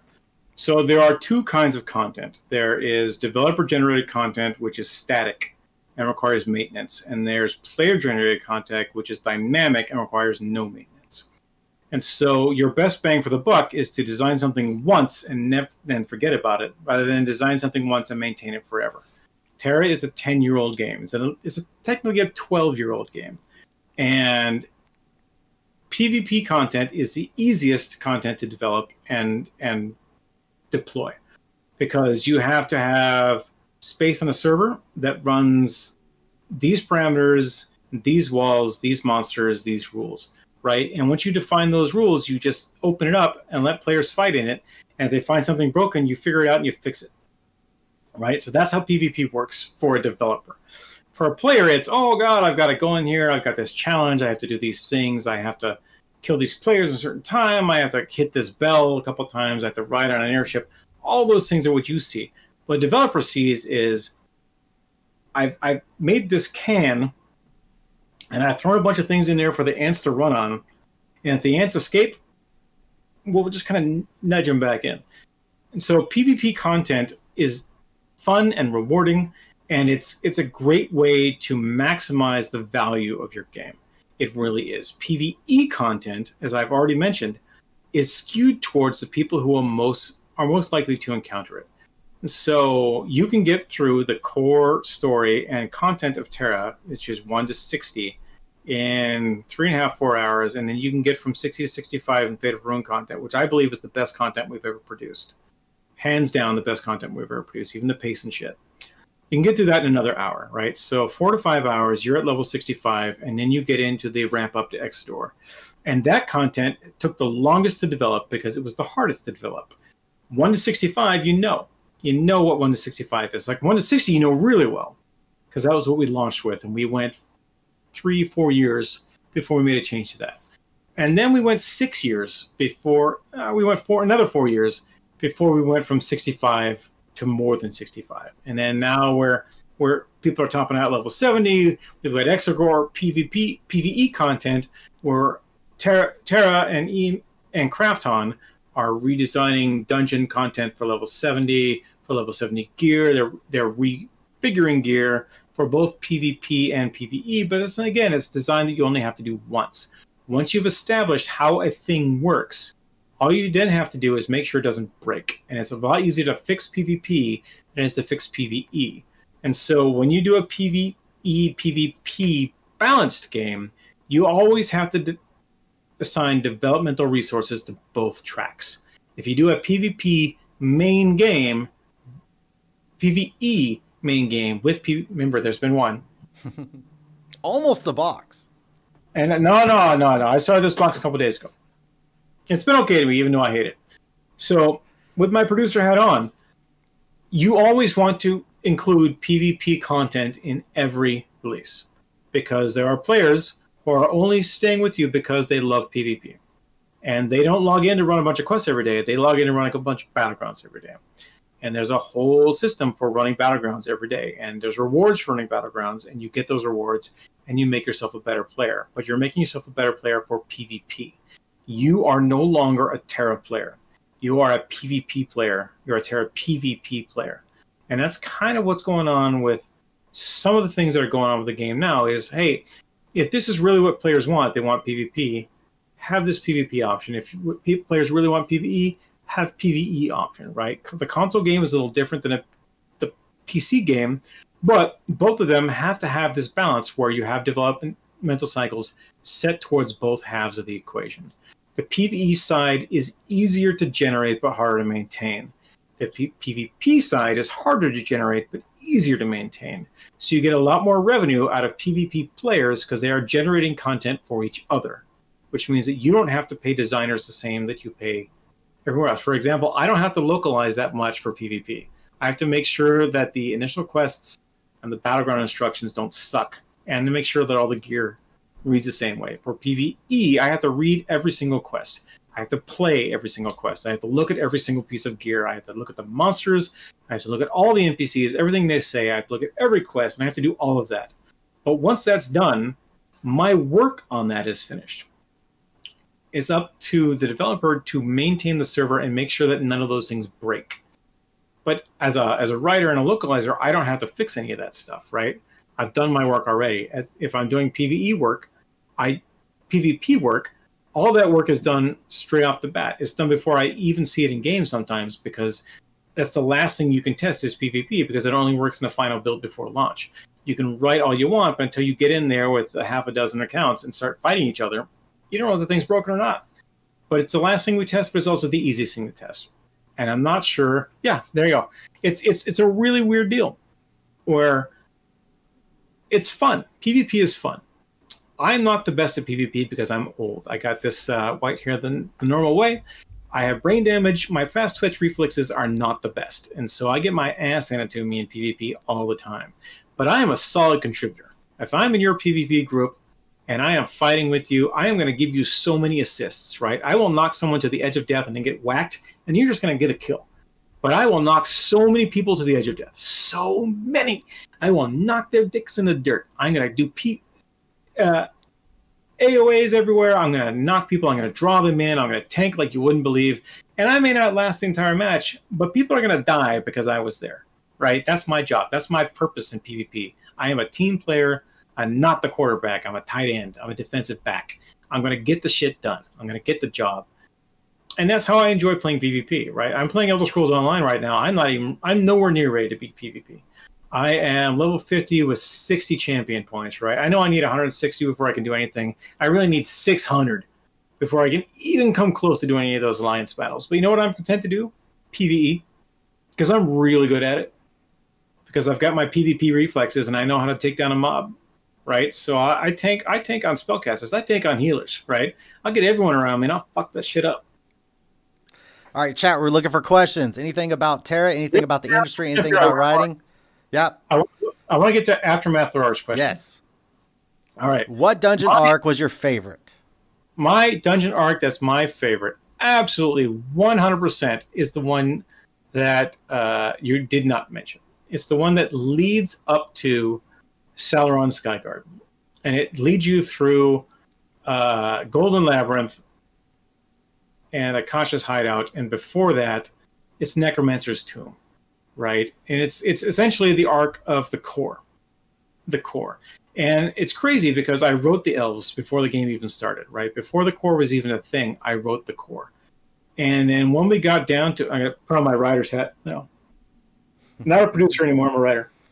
So that story about the elves and about the secrets that they kept from everybody, and how it just rolls out over time until you realize, holy shit, the elves are assholes.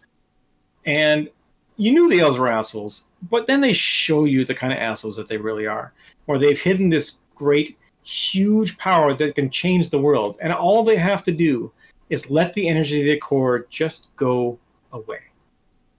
All they have to do is let the core's energy dissipate, and the world is a better place. There'll be fewer monsters. There'll be better crops. You know, the world of TERA just gets better if so much magic isn't concentrated in the core. Sure, the city of Alamanthia falls apart. The Elven Society falls apart. The core is ruined as a cornerstone of thousands of years of history. But the world is a better place, and they decide, nah, we like having the core. And so the first couple dungeons you see after Golden Labyrinth, you see how the world would be without the elves. You see the world as it was with the elder gods in charge, like Sauron, like Saravash, like Thulsa, right? These are the elder gods. These are the ones who used to literally rule the world. And they're kind of pissed that the elves were in charge and that they fucked it up. And so from level 48 to level 58, that's my favorite arc, because it takes you through all the greatest hits of TERA and you learn all this important stuff. And there's a point where Thulsa himself walks up and says, you elves are so arrogant. you're ridiculous. You think you control everything, but you don't know a thing. You don't know what real magic is. And they say, oh, no, you crazy human. You don't know what's going on, because they didn't know what Thulsa at the time. And he comes back. It turns out that Thulsa's right. The elves are assholes, and they have been hiding magic to themselves for the entire time. So that's my favorite arc, because that's where you see the chickens come home to roost. And maybe it's just for me as a writer, because I had written a version of elves who were arrogant pricks, but they were trying to be better. But this is the comeuppance from when they were the most arrogant of all arrogant pricks. And it's from hundreds of years before the elves that we have now. They have pivoted so many times between then and now. And they're kind of ashamed about the fact that they committed genocide against all the other elves. But they're the ones in charge now. They got the core. And hey, if we let the core go, Alamanthia falls into the desert. And then the elves just kind of fade away. And we don't want that. So we would rather be here and be assholes than be the people you remember going, oh yeah, there used to be elves. All right, it's ours. Given your background with writing, if you could spearhead and design your very own class in relation to the lore, what would it be? I'm going to do my Shatner thing here. I'm going to go. All right, so I have written every new class in TERA but the Reaper. All right, so that's the thing you need to know. I have written the Gunner, I've written the Ninja, I've written the Brawler, I've written the Valkyrie. Was there another one? No. From the core. Lancer, Berserker, Warrior, Archer. Lancer, Berserker, Archer. Slayer. Mystic, Priest, Sorcerer, Archer. The original 9, right? Yep. Did I say Archer twice? I don't know if I said Archer twice. And there was Reaper. Then there was Gunner, Ninja, Brawler. Valkyrie. That's 13. Valkyrie. Yeah, Valkyrie. And I had to shoehorn the Valkyrie in, right? There's a lot of things going on around that. But I had to rewrite a lot of Castanic history to fit the Valkyrie in, which was really a lot of fun. And so I would like to write an Amon-centric class. I've always wanted to write an Amon-centric class. I kind of shoehorned in that the first Lancers were Amon, right? And that the best Slayers are Amon, because they have mechanical advantage no matter what. But I would love to have an Amon Battlemaster be a thing where they've got, where they summon minions. All right, there's no effective minion class in TERA. The Mystic is still a spellcaster. They just kind of have their hit points are spread out amongst the minions that they summon, right? But I would love to have an Amon Battlemaster who summoned troops to go out and fight for them, kind of like the Mastermind in City of Heroes, or any other kind of summoning class in other MMOs. But that's the thing that I would want to do, yeah. What would be their introduction? Why would they come in at this point? Just spilling the beans, right? It's like, hey, this used to be who you were before you were enslaved by the giants. I remember who you were before you were enslaved by the giants, which is why I was so pissed that the giants enslaved you. I think you should regain that glory. And this would be who you are. And so the Amon would jump at that shit because, the Shield Maiden is giving us a gift. And I said, yeah, we are. The Shield Maiden is giving us a great gift. She wants us to go fight wars for... Wait a minute. Because Kaya's got her own agenda. She's a god, right? She's not immortal even though she looks like one. She's a god. She thinks in a very long game. She has fought every single war that's ever been fought on the world of TERA. So when she says to the Amon, yeah, you guys need to step up your war game, I think they're going to listen. I would also, this is my druthers, right? I think that TERA should have racial and class starting areas the way that WoW does. Right? Only the Reaper has its own specific class starting area now. And I think it is successful enough and was easy enough to write that every single class should have a starting area like that.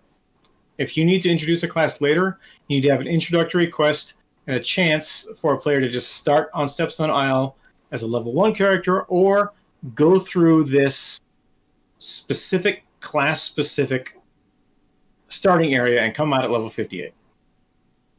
I think every class needs that.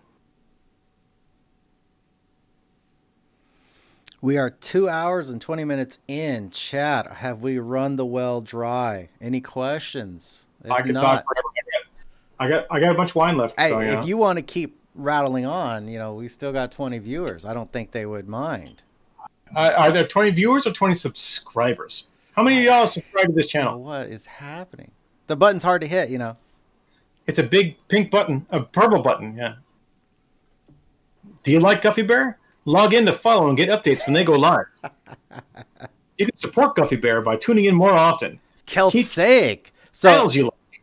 And discover more channels based on whom you like. Give us the story of Kelsaic.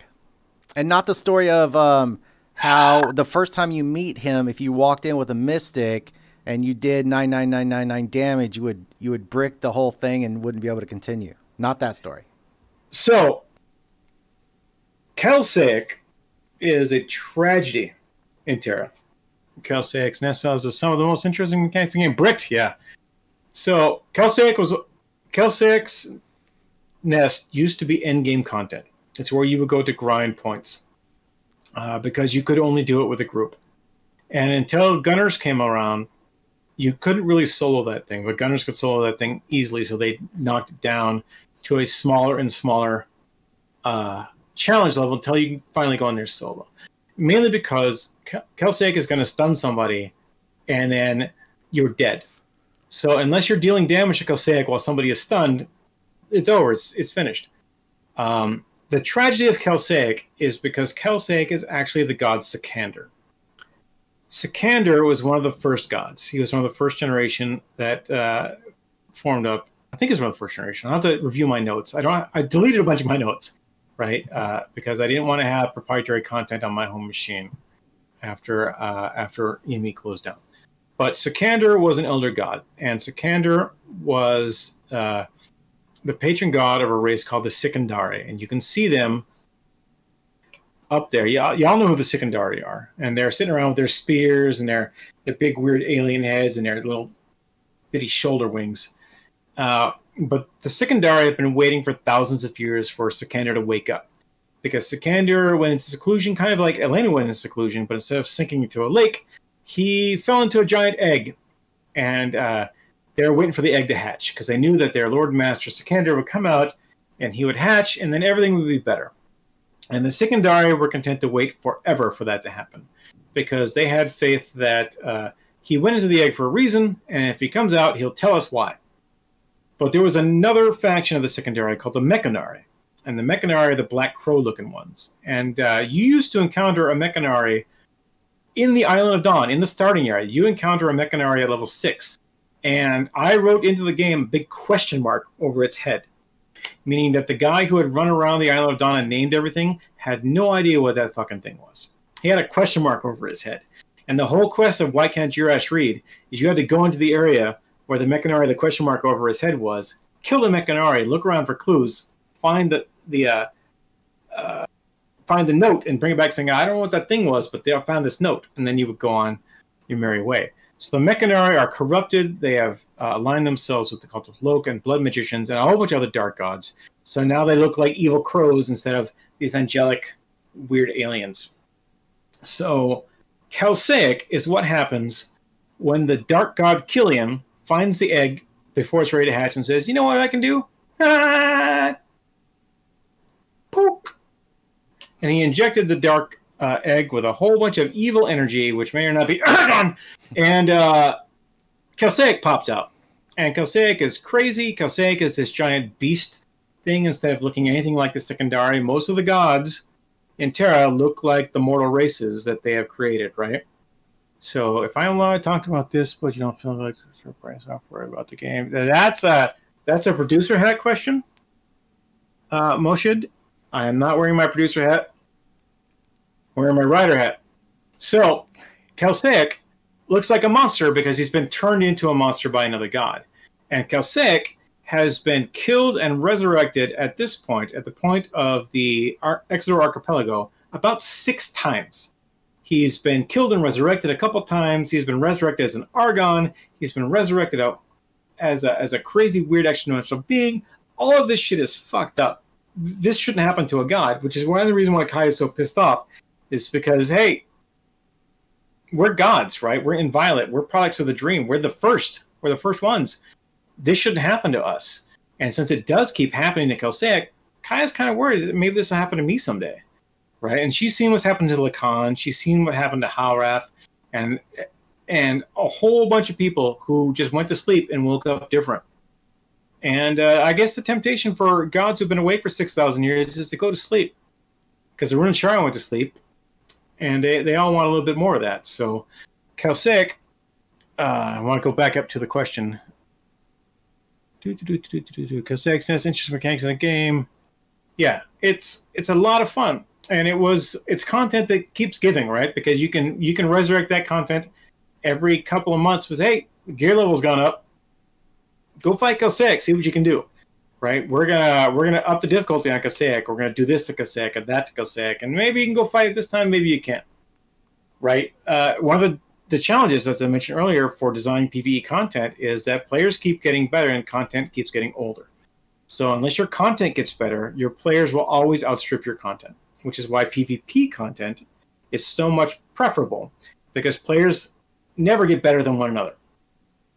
Or if they do, they only get a little bit better, and then this player gets a little bit better, and this player gets a little bit better, but you never have to change the parameters of the test.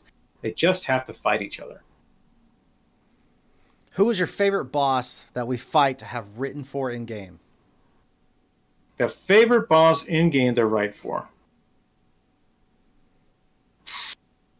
Boy, you know, like I said, I liked writing for Loke recently, but you're not going to see that for a while. I like Killian. You fight Killian a couple times. You first encounter Killian when he's just kind of hanging out, pretending to be somebody else. And once he finally reaches his full form, you know, he's to be reckoned with. That shit, I just forgot the name of it. Something or other. One of you nerds needs to not be drinking and tell me where you fight Killian. Where it's fight you ape. What dungeon that is. I'm looking it up on the internet too, because I don't trust any of you. Moshid, you asked the question about the third-party software. The TERA, level 58. All right. So 11th TERA is the last thing you do before you hit the Ebon Tower. Ebon Tower is where you fight Thulsa for hopefully the last time. Labyrinth of Terror is where you fight Killian for the last time. And Killian has been dogging you for 8-9 levels at this point. And he's, as I said, he's the evolution of the Elder God plot. You've been dealing with the fallout of the elves lied to you. Here's the truth about the elves. And now the gods have lied to you. Here's the truth about the gods. And you get down to the end of it, and Killian is mostly unstoppable, right? So putting words in his mouth over a bunch of different levels and dungeons, that was a lot of fun. I also like writing Thulsa, right? Because Thulsa was right. Thulsa said the elves are lying to you. It turns out the elves are lying to you. And it doesn't mean Thulsa was a good guy, but Thulsa told you the truth. So did Akasha. So we did have another question come in. Oh, I lost it. It's up there somewhere. Dreadspire 1, 2, 3. Oh, so Dreadspire. So I'm gonna wrap that up into something else. Avlar, I felt the lore went sideways when Wonderhome came out. So from my experience, like, we had this really great developing story that went through. We had a couple different chunks of story in there, but then, yeah, we had Wonderhome, we had Mangomire, we had Dreadspire. The story didn't really feel coherent at times toward the end. Was there something we were missing, or did it all just kind of go sideways? I'm gonna tell you all a not secret. I didn't work on Wonderhome. I did not work on Mangomire. That happened in the 2 years I wasn't working for EME. I was handed Dreadspire, and I was told to make Dreadspire work, but Dreadspire doesn't work. Because Dreadspire isn't a tower that you climb, it's you teleporting between three different levels, 3 different rooms over and over and over again.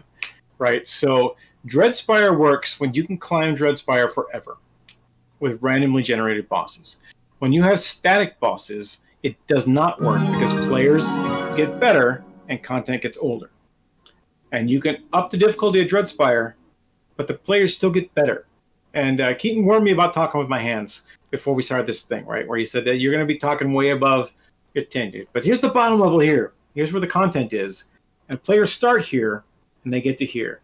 And maybe it goes here, but then they get to here. Right? So a Dreadspire was a series of content that you fought forever. Literally forever. You went as far up as you possibly could with randomly generated bosses, or bosses that would just escalate in power as you went. Dreadspire is evergreen forever content, and that's both my writer hat and my producer hat. Talking about how to make content evergreen. Because Critica Online did this. We had a dungeon in Critica called the Shattered Table, where you would be fighting bosses that you had fought during progression. And every time you would fight them in a rotation, and you had X amount of time to kill them. And once you killed them, you would go on to the next boss, and you would fight those bosses until you couldn't possibly fight anymore, and you died, and you couldn't resurrect. And that was the most wildly successful content we ever had in Critica Online, because it leveraged your strengths as a player. You encountered that content here. You're here now, and the content is here. And so you fight up this way, and then it comes to here, and you fight up this way, and it comes to here, and you fight this way to here. And we're going to pretend that this is top again, and you keep escalating as you go up. And because it gives the content a chance to outstrip your level as a player, but it still lets you as the player succeed on your own with only the skills that you've developed. And that is not Dreadspire. Dreadspire requires you to have a guild full of people who are max level, max gear all the time and willing to play at the exact same time you are. And that's kind of one of the great regrets I have, is that I cannot make all of that I could not make, because I no longer work for EME. Everyone remember that. I don't work for EME anymore. I could not make every bit of content accessible to every player. The directive was service the players who are playing the most and are playing the most often. And that is the people who have high-level characters who are playing every day. And so when you service those players, you continue the revenue stream and you continue the content stream, but it doesn't further the story of the game. In rare instances where we get something like the Exodore Archipelago or the evolutions of the Exodore Archipelago, you can further the story. But if you're simply throwing no dungeons at players and not moving the storyline forward, and if the storyline only advances if you've done these 10 dungeons that normal people can't advance, you can do this dungeon now. That's not a story progression. That's simply a gear progression. And gear progression isn't a long-term success story for an MMO. You need to progress the story. I mentioned to Keaton and earlier on this stream that I've been playing a lot of ESO, right? ESO is a game that came out in 2014. TERA came out in 2012. ESO has a continuing story evolution delivered through DLC that is not level dependent. If you are level 50 and you run into a zone for the first time, there is content there that is challenging for you because content scales. But the quests and the stories that you do are so relevant to you as a player because they are meaningful on a personal level. They're not, are you saving the world? It's no. Hey, somebody burned down my village. Can you go find my mother's book? Because I'm moving to another village and I'd like to have the book. And so your job is to go into that village, find the book, and get out. Now, mind you, you're going to find 6 other quests for other people who have shit still in the village. Or maybe even, hey, this village has been overtaken by bandits. Go kill all the bandits, right? And you go do all that shit, but you still have to go take the book back to the woman whose grandmother is dead. And that quest still delivers enough experience to move your needle like this, whether you're at level 50 or you're at level 10. And that's not TERA. TERA is zone and quest dependent. So you get no benefit whatsoever from doing TERA content if you have outleveled it. In fact, if you've outleveled it by more than 3 levels, abandon every single quest you have and just go into the H menu to find the most relevant level-specific content, teleport to it, and do that content. And so that is not progression, that is gear progression. And so if I want to do a game and do an MMO that is relevant and evergreen, I'm going to hew towards the ESO model where every quest matters to every player, regardless of level. And the gear that you get from doing those quests scales to your level. The rewards that you get scale to your level. But the satisfaction you get, the emotional reward through storytelling, are exactly the same for the beginning player, like I am. I started playing ESO the day after I left EME. right the day after EME left me, and I've played about 150 hours into it. I've played 10 to 15,000 hours into TERA, depending on how you count it, right? Because time spent on QA servers isn't quite measured the same way as other things, right? And each character that I have 23 characters at level 65. Each of them has some variation between 4 and 60 hours of play to it, you know, all the way through. So if you want to look at meaningful content and stuff that matters to people, it has to be relevant to everybody who comes in to play the game, because every player's first character is their best character. And if their best character can't possibly be as good as anybody else's character, they stop playing. We had a question earlier, and this is something I would love to have an answer for. I don't know if you'll know what I'm talking about, but I asked one of the other writers, JD Weicker, about Easter eggs once, and he said that there is an Easter egg. There is a story in TERA that no one has ever found. And I was like, what the hell are you talking about? What are you talking about? Yeah. I don't have any hope of you telling me, but we have a question. So it's not me who's asking. What are some funny joke quest Easter eggs you remember writing? And what the hell is this damn story that I never found out about? All right. So I'm going to answer the second part of that question first.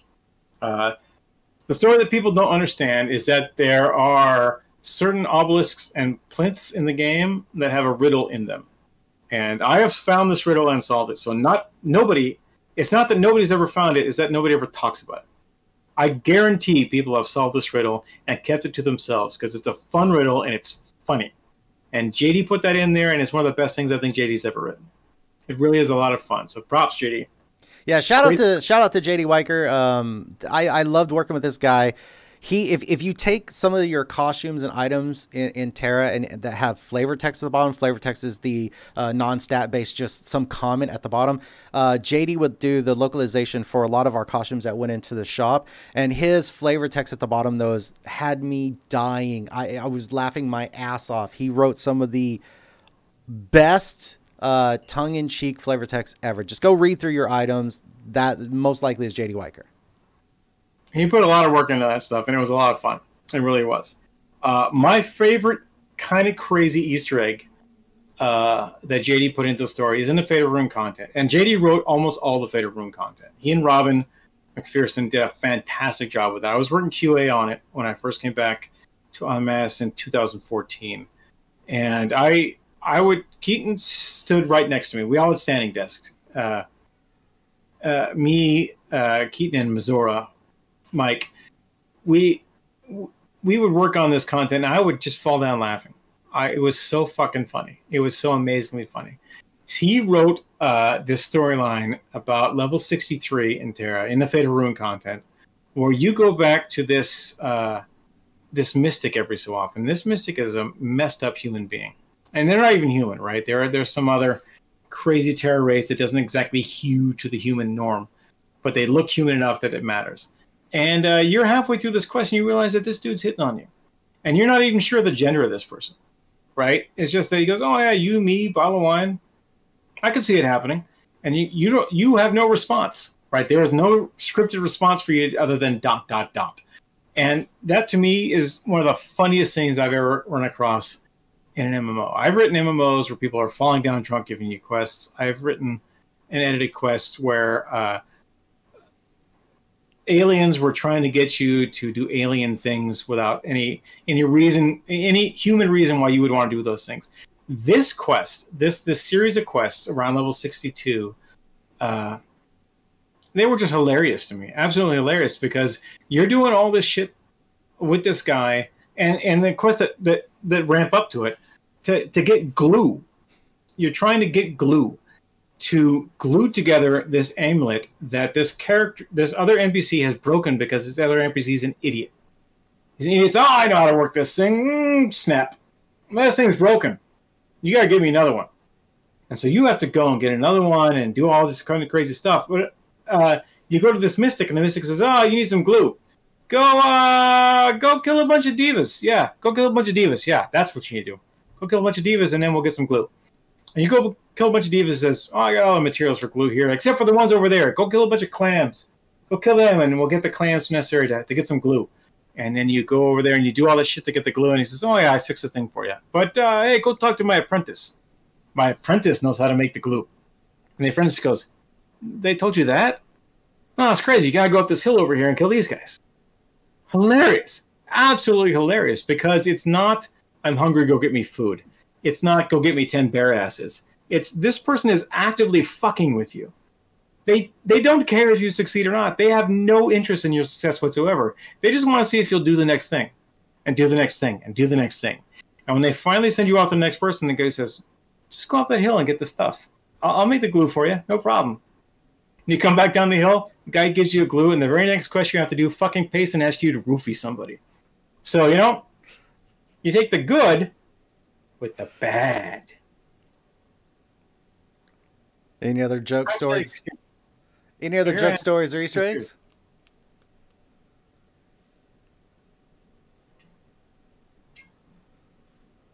What now? Any other joke stories or Easter eggs? What's someone got here? We do have Hasmina. Hasmina is a great quest, right? Hasmina is a quest that you do. It's 2 quests, Like a Brother to Me and Things Long Forgotten, I think, at level 48. And it's in that Dungeon of the Golden Labyrinth, which is one of my favorites, that we tested for days and days and got our asses kicked all the way. But the fun part about those quests is it's not actually going into the Golden Labyrinth. It's fighting your way down multiple levels of this natural dungeon, fighting ghoulas and demons and all this kind of crazy shit to find people who've been captured and tortured and free them and send them back to town. And you find out that this one guy, Destrian, he has actually been murdered by ghoulas, and all that's left is his sword. And so you bring his sword and a little doll back to this tiny little Castanic child, and she says, what am I supposed to do with this? I'm a little kid. I don't need a sword. I don't need a doll. What am I supposed to do? And it's the Wrath of Khan scenario, right? Where Kirk leaves Khan on a planet, goes off, sends in his report to Starfleet. Starfleet files it. Never goes back to check on Khan. 25 years later, Khan's pretty pissed because his entire planet's been destroyed. His wife is dead. So he steals a starship and goes to tries to kill Kirk, right? That's Hasmina's story. Because you went right on past, right? This kid is orphaned. She has nothing in her life whatsoever, and you abandon her because level 49 quests give you better gear. And so you go do the level 49 quest. And so Hasmina gets captured, or rather rescued, by a bunch of monsters who aren't, you know, monsters like I have to kill a slavering monster, because monsters have feelings and language and all that other kind of shit. They raise her, they train her up, and she, when you see her later on, she's she's running around with a giant sword that you might have given her once upon a time, and she says, I hate the Federation, you're a bunch of losers, you never finish anything. And whether or not you did that quest or not, you have to deal with the consequences of the fact that the Federation betrayed her and left her for dead. Because they didn't care about a little orphan girl, they cared about whether you had your Durignite shipment, or whether the Ghoulas were capturing people, or, you know, did they have enough gold flowing in. None of that stuff mattered at all to the tiny little girl who's an orphan.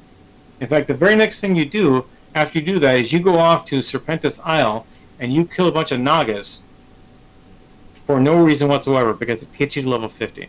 Now you can just hop into the dungeon queue and run the Golden Labyrinth over and over again until you're level 50, and then you run it, and then at level 52 you can get into Cellar and Skygarden, right? Well, when you have to fight your way through all these quests, that personal story of Hasmina matters. So when Hasmina came back as part of the Red Raiders, to me, as a writer, having written some of those Hasmina quests, go, oh shit, this is awesome. We finally got this bit in here. And I've written a bunch of Xbox Live articles about it, and a bunch of different quests and follow-ups about what it means to have to go back and deal with the consequences of your actions. And a lot of TERA players never took those actions, but they have to deal with the consequences. There's an entire Red Raider storyline that's from level 65 to level 68 that means nothing to you if you didn't do this one quest at level 48, which you can easily out-level by doing one dungeon, which you can queue up for at level 46, and run until you're level 51. So yeah, those are Easter eggs. You could have finished off the Argon quest with more closure. What would you have done? I would not have made it level dependent, and that's the biggest problem of the Argon War. So the quest pathing has changed in TERA from where it used to be. So the Argon War stuff is now at level 64 instead of level 50 or 59, And some of that stuff has been moved. Some of the Argonaut quests have been moved to level 30, and some of them have been moved to level 58. So the pathing is better for them now. I don't agree that you should be fighting Argons that early because there's a bunch of other shit to do. And I think it cheapens the impact of the Argons, these other dimensional beings who are not part of the dream. And that's another regret I guess I have, is that the concept of the dream is abandoned in the text very early on.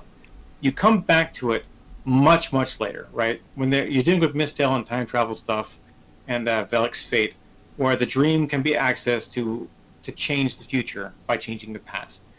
But the Argons aren't part of the dream. They were not created by the dream. They were created somewhere else. And I know a bunch of people have been asking me this on streams for the last 7 years, but since I said it in a press release about 4 months ago, the Argons work for Manahan. Manahan is the child of the first of Arun and Shara. He was created before the dream. He's created before the Elder Gods, and then was exiled to a different place. And he has been trying to get back for all that time. You still don't know the whole story about Manahan other than what I just told you, right? Because that's all public domain stuff. That's in other territories. People already know that stuff. You won't see that lore, no. Or at least not from me. I would love, if anyone is listening who can make this happen, I would love to keep writing about Manahan. I would love to write a whole book about Manahan. I would love to write a book about Alien, really, and any sort of stuff. But there's lore that I always wanted to write, and that's one of it. I wanted to write the Return of Karis, right? Karis is wandering around somewhere with a huge mat-on for the rest of the gods, having abandoned his patron, his proteges, the elves, right? And the elves are nowhere near the kind of people they were when Karis was around. They call themselves the Children of Karis, but like certain followers of a certain religion, the founder of that religion, or the venerary person of that religion, would not recognize these people as following the teachings of him. So Karis would not recognize the High Elves today. He would be kind of pissed, actually, about who the High Elves have become. Karis would have been anti-core, at least the way that I had written him. And so I would love to write Karis' story. I would love to write the First Gods. I would love to write the First Divine War. I love China a lot.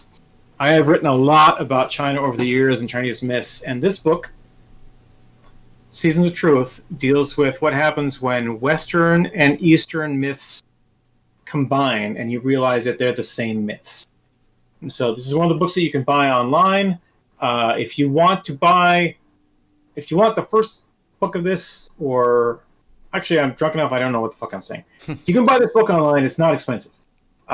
It talks about a 13th century monk who gains the ability to see what should have been written down. So he can see stories that were never written down based on the stories that were written down. And since he's a Catholic monk, most of the stories he knows are the ones that are written down in the Bible. Some of those stories were stolen whole cloth from other countries and other cultures. And so the stories he ends up seeing are very different from the ones that he learned when he was a kid before he had superpowers.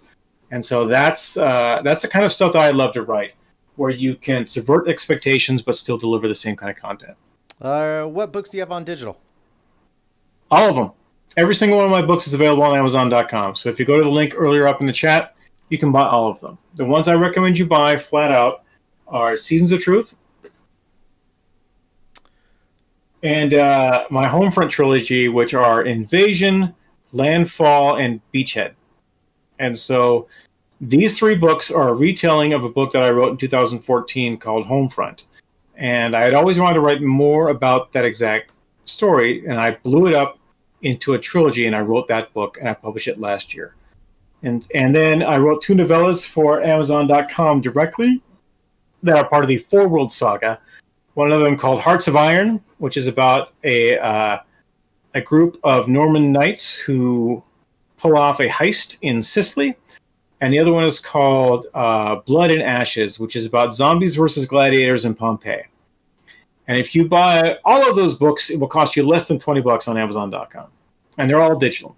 Keaton actually had 4 different reviews of one of my books rejected because he was doing them in all caps, or he had written too many nice things about my other books, and so they just got rejected and rejected and rejected. I actually had to call my Amazon author services rep and say, hey, a friend of mine is trying to review my books and he just keeps getting deleted. What's going on? I was like, well, sometimes the algorithm notices that people are a little too complimentary and they get rid of those, which kind of pissed me off because I have a friend who wrote a book that I was somewhat involved with, but not entirely involved with. And that person asked 50 of his friends to write reviews, and they did. And all 50 of those reviews went up. And Keaton's genuine review, because he liked my book, didn't go up because he was too nice. I read the first book of the series, and it is one of my favorite novels of all time. I absolutely love the story. It is I can't speak of it enough. It is amazing. I do need to read the other two. I need to read the whole book that you've written it together. Yeah. You should read those three because I'm going to be publishing another one of those later this year. What's some good class lore? The Brawler backstory was interesting. Now, we talked a lot about the races, and we talked about Reaper a little. Thank you very much that you like that. Yeah, so what did we miss? Let's go to the Brawler, and there any other classes that you want to talk about? So I wrote two different backstories for Brawlers. I wrote Marta, who is the prototypical human Brawler, and I brought about her very first experience of being a Brawler, about, you know, her father was murdered by Orkans, and so she put on his gloves and grabbed a bunch of metal and then went out and had the first Power Fist and killed her first Orkan. And then I wrote some stories about her fighting off caravans for the Orkans. And then when we introduced the Ellen Brawler, I wrote the story of Lady Tanley. And Lady Tanley was a Ellen diplomat who was trained as, she woke up by the lake. She's going to be a diplomat. We sent her around to do stuff. And as she's out diplomating, she meets Marta and realizes that her calling in life sucks. Being a diplomat isn't the best. And Marta still has her very first gloves, which were old forge gloves studded with melted horseshoes and caltrops and whatnot. She says, I've been holding on to these things forever. I didn't know who might want them. You could probably use them, because she was a little girl human, and Ellen's look like little girls. Tying those bits of lore together after 4 or 5 years was a lot of fun. And that was some of the, I think, the best stuff that I did. I worked with Josh Fulmore, one of our visual producers. And the guy who's contributed to all the GuffyBear animation art. All the GuffyBear animation art. And so Josh and I did comic books for the Valkyrie coming out. And I wrote the scripts for all those comic books based on the backstory the secret Castanic matriarch backstory that I'd worked up for the Valkyries, because I had to explain them somehow, right? How did we never hear about the Valkyries? It's because the Castanics never talked about it. And that's because they had hidden this for thousands of years, because they were supposed to defend Castanics and not everybody else. And since not a lot of people like Castanics, they look like divas, you know, they felt no need to talk about the Valkyries. Having to shoehorn Norse mythology into our TERA mythology, well, that was a lot of fun. I kind of hung a lantern on that, right? Where there's a whole bunch of explicit Norse mythology stuff, you know, like the Gjallarhorn or Ragnarok. Putting all those Norse terms in there and having to fix our spell check to make sure that they didn't get written over time and time again. That was a lot of fun. Doing that sort of stuff is really what a writer lives for, because you have the story hole, right? I talked about the story hole. You've got this much story. It's got a hollow part on the inside where you put the words in.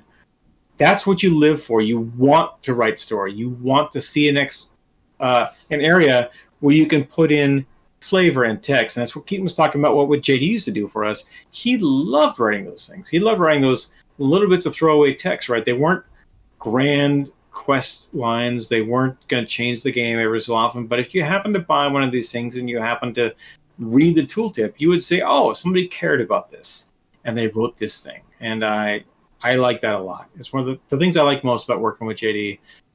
I had 2 different companies. I worked with him at NC, 4 different companies.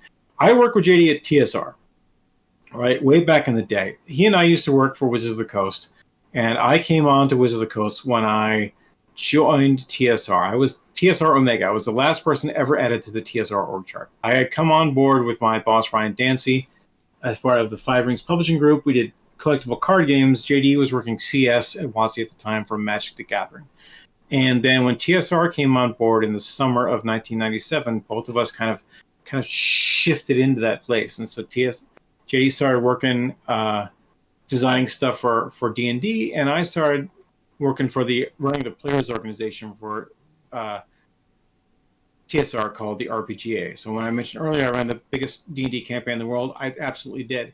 I had a campaign with 12,000 players, and it was called the Living City campaign. It was a Forgotten Realms campaign where you would make your campaign, and then you would make your character, and you would bring it to conventions and game days and games all around the world. And everyone knew that if you had your character that was made according to these rules, it was legal to play in any of these scenarios. And a few years later, after Living City had been going for quite some time, we did the Living World campaign, which is based on the world of Greyhawk, and that was synonymous and synchronous with the release of 3rd edition Dungeons & Dragons, which I did a lot of work on. In fact, after I left Wizards of the Coast, he became the person who edited all the RPGA scenarios.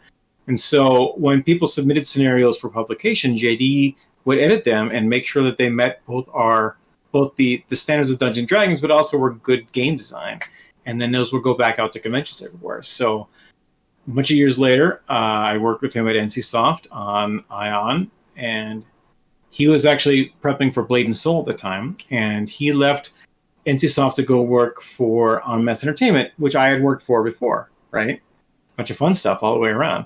And so when I went back to work for On Mass Entertainment, JD had already been there for a bunch of years, worked on a bunch of games that I worked on, and we've been friends for a long time. In fact, the very first computer I ever bought, I bought from JD Weicker in a parking garage out of the back of his Jeep. I got a question about Seasons of Truth. So spring, summer, fall, and winter, are these the different arcs of Seasons of Truth? Basically, do I need these 4 if I get Seasons of Truth? If you buy this book, Seasons of Truth, with this cover, with this name on it, you will get all 4 of those books, because I've included them here with their original covers. And so Seasons of Truth is a collected anthology of all 4 of those novellas, but those novellas are standalone stories. So if you want to read them in their original format before I re-edit them for this release, you can. I certainly won't stop you. They're all $2 each. You know, I'd love the $8, but this book is $5, or I think it's $3.99 right now. So buy this $3.99 book, and you'll have all the books. Jinu asks, Baldera seems like a nice place. Created was, but it wasn't released. Would have been nice to see live in game. There's no lore going to that place. Do you want to expand upon your Davin story that you were discussing earlier? I don't, because I think I've said everything I need to say. That area was never developed because other areas were developed further. That would have been an expansion to the end game after level 58 had Northern Arun not opened up. But Northern Arun opened up. I can come back to doesn't know either. I do know what was supposed to go on over there, right? But we never went there, so it's not worth talking about. In the industry, we call that a pivot. Yeah, we pivoted. We pivoted hard because, as I said, PvE content it's hard to maintain, but you have to maintain relevant all the way through. The Skywell. So Josh Fulmar and I wrote about the cult of the Skywell a couple times, and we dropped a bunch of hints that it was kind of like Scientology, where people had built up a huge amount of mythology about the Skywell because they didn't understand it. Every so often they found one dead, and then they didn't really know why it appeared or why it left. It is a play of Race of Terror. You're absolutely correct. Yeah, it's just a cult. The Skywell is just a thing. Now, if you have a flying mount, right, you can actually go and fight inside the Skywell.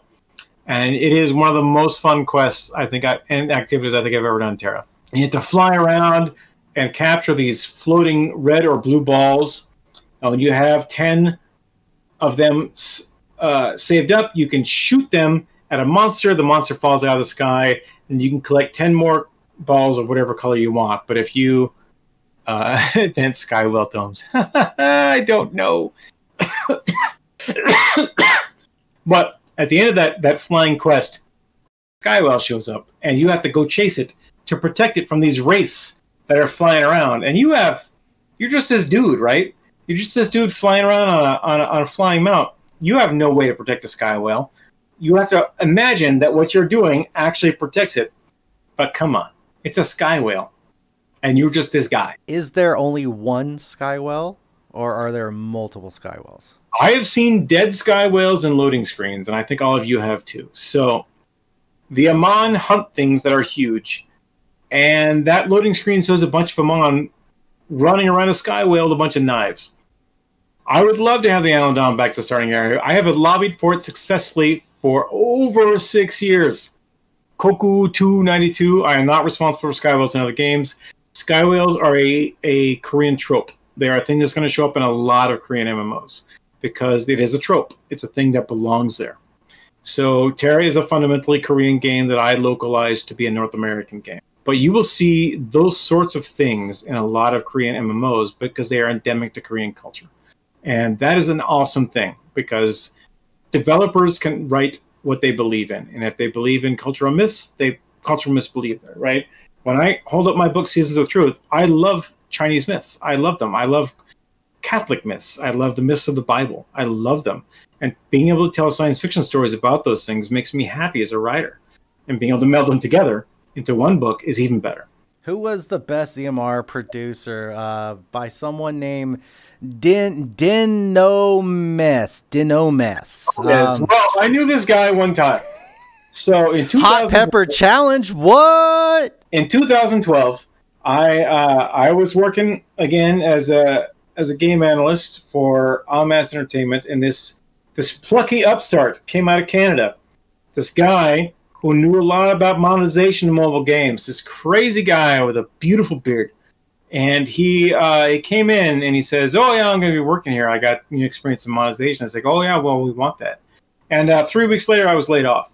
But when I came back in 2014 to work on ZMR, this is the guy who was in charge of putting that game out. And let me tell you, he had the hardest job of anybody at Mass Entertainment. I got to tell you right now, I worked with a lot of producers at a lot of companies, and I don't think I've ever met anybody that worked as hard as Matt Deneau.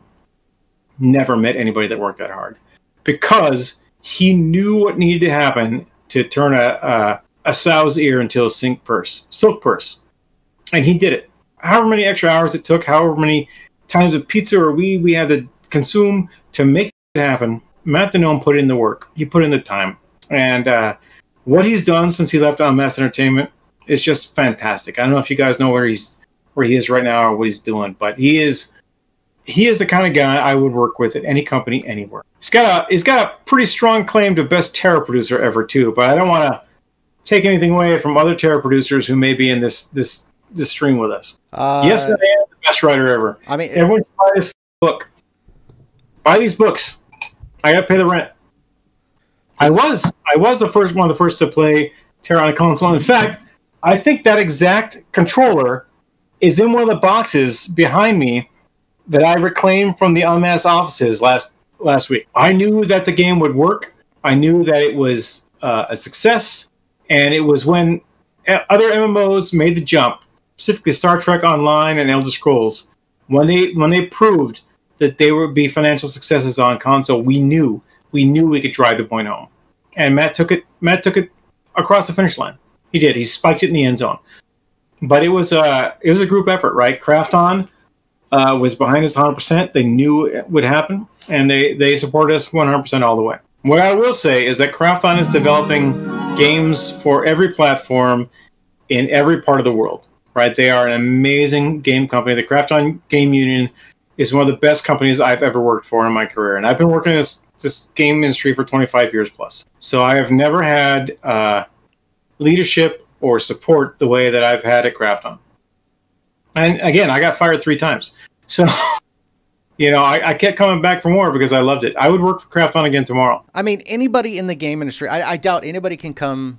I doubt anybody from the game industry can say they've had an easy ride, that it was just simple. They would go in, 10 and they leave around 4 and they don't take their work home with them. I don't think anybody in the industry says that.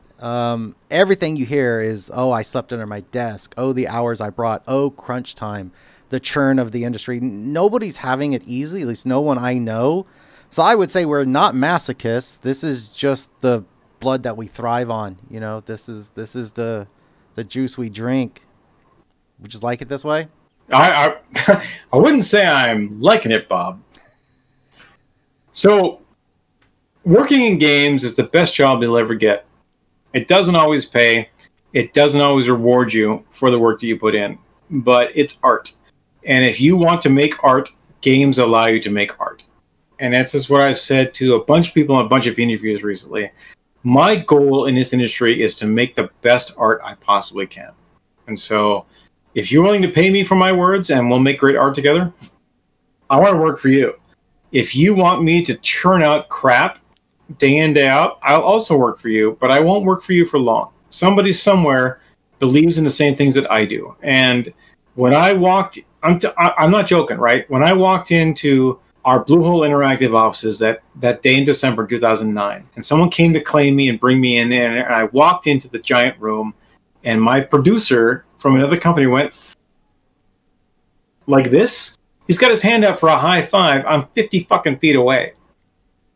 That's the company I want to work for, right? Where people are excited to work with me.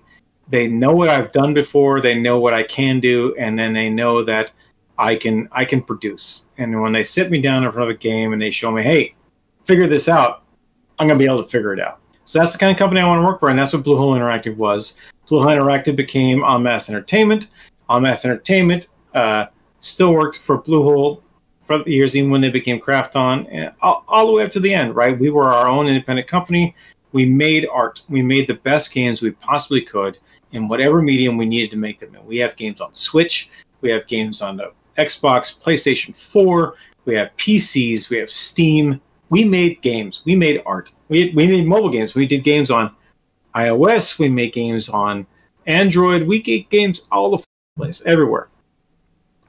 Keaton and I worked on games that never even came out, but we made those games. We put our heart into them, and that was what we wanted to do because we were making art. We were making games. You mentioned a Valkyrie comic. Is that coming out, or was it scrapped? But additionally, there were other written works previously. There were other written. The Valkyrie comics are all on our website. They're all on the En Masse website. You just got to dig for them. And so I wanted to have a consolidated link where you could just click all the way through them. I think somewhere on my Facebook page, I got all three of them together and did them up. I'll try to capture those and save them before, in case something happens, right? I have had a lot of work lost to companies that just change their website or change their server, so I'll make sure and I go and I capture all those comics. I think Josh has them somewhere too. There were one panels, right? So I did a 3-page comic book. There were 3 panels and 3 pages of story, but you have to still write a script. You still have to animate it, and you have to populate it with stuff from the game. And it was a lot of fun to do those sorts of things. Josh and I also collaborated on a murder mystery, right? Where we did videos and crazy quests, and we made clues and items that you could collect in game. Yeah, Dark Crystal, Age of Resistance Tactics is on the Switch. Stranger Things 3, the game, is on the Switch. Keaton and I did a lot of work for Mistover, which was published by another part of Craft On Game Union. And that game was on the Switch and on Steam. One of the crazy little lore bits, right, that we set out, and this was one of the things that Dave gave us, Dave Noonan, our leader, the Dave Noonan. You can look him up on Wikipedia. We didn't want elves to be immortal. And if elves weren't immortal, Ellen couldn't be immortal either. So we had to set a 60 to 80 year lifespan for all the mortal races, because they had to be mortal races. That was the point of them, right? They were created by the gods. They had a finite lifespan, and then they returned to the dream. But elves and Ellens had a more direct connection to their divine patrons than other mortal races, because almost all the other races had patrons who had been murdered. Murdered and, in some cases, ripped apart and spread over 4 provinces. Sorry, Loke. It happened. But Ellens couldn't be immortal. They could be timeless souls trapped in the body of childlike beings, and you can set your own comfort level with that. I'm not going into any of that concept on any stream ever. But Ellen are immortal souls in the bodies of childlike beings. And elves are mortals who live an exceptionally easy life full of magic and ease, right? So it's much more likely that an elf will live to be 80 or 90 years old than it is for a human to live that long, or a Purpore or an Amon. But an Ellen essentially has no expiration date, except for when they say, hey, maybe I should go back to the lake. And that's not the case for an Ellen player character, but I challenge you to find me any Ellen player character that's older than 11 years. Because you can't. Even I don't have any. The game released in 2012. It's 2020. The maximum age for any Ellen is 8. And so you work your way there. Was that actually an answer to a question, or did I just kind of make that up? That was a little bit of enthusiasm from you. Enthusiasm. It's late. Yep. Chat. It's hot. Chat, you've been amazing. Hopefully we can get Mr. Scott James on stream on Monday. We start at 8 p.m. PDT. That's about 3.5 hours ago. And we play. And we don't do it fast. We don't do it in-game. But we put on a tell. We tell a story. We make it fun. We get absurd, silly, and we're going to reminisce. Like, this whole thing is grab some exEME employees and go through TERA and remember. If you stopped by some of the previous streams, you know what I'm talking about. If you haven't been, if this is your first night, we will bring up old stuff. We'll talk about bugs that we wrote and sent to Bluehole. We'll talk about first incarnations, second incarnations. We'll talk about our first time we came through this. Little silly insiders. We'll talk about Emmy. We'll talk about it all. We will get absurd, and then there will probably be some drinking and some silliness that ensues. So please, you that if I'm forced to slog through 4 hours of TERA and only gain 3 levels, they will be drinking. Yeah, and I'm not ready. I'm not ready to make an announcement. I am so not. There is no announcement. Not ready to make an announcement, but.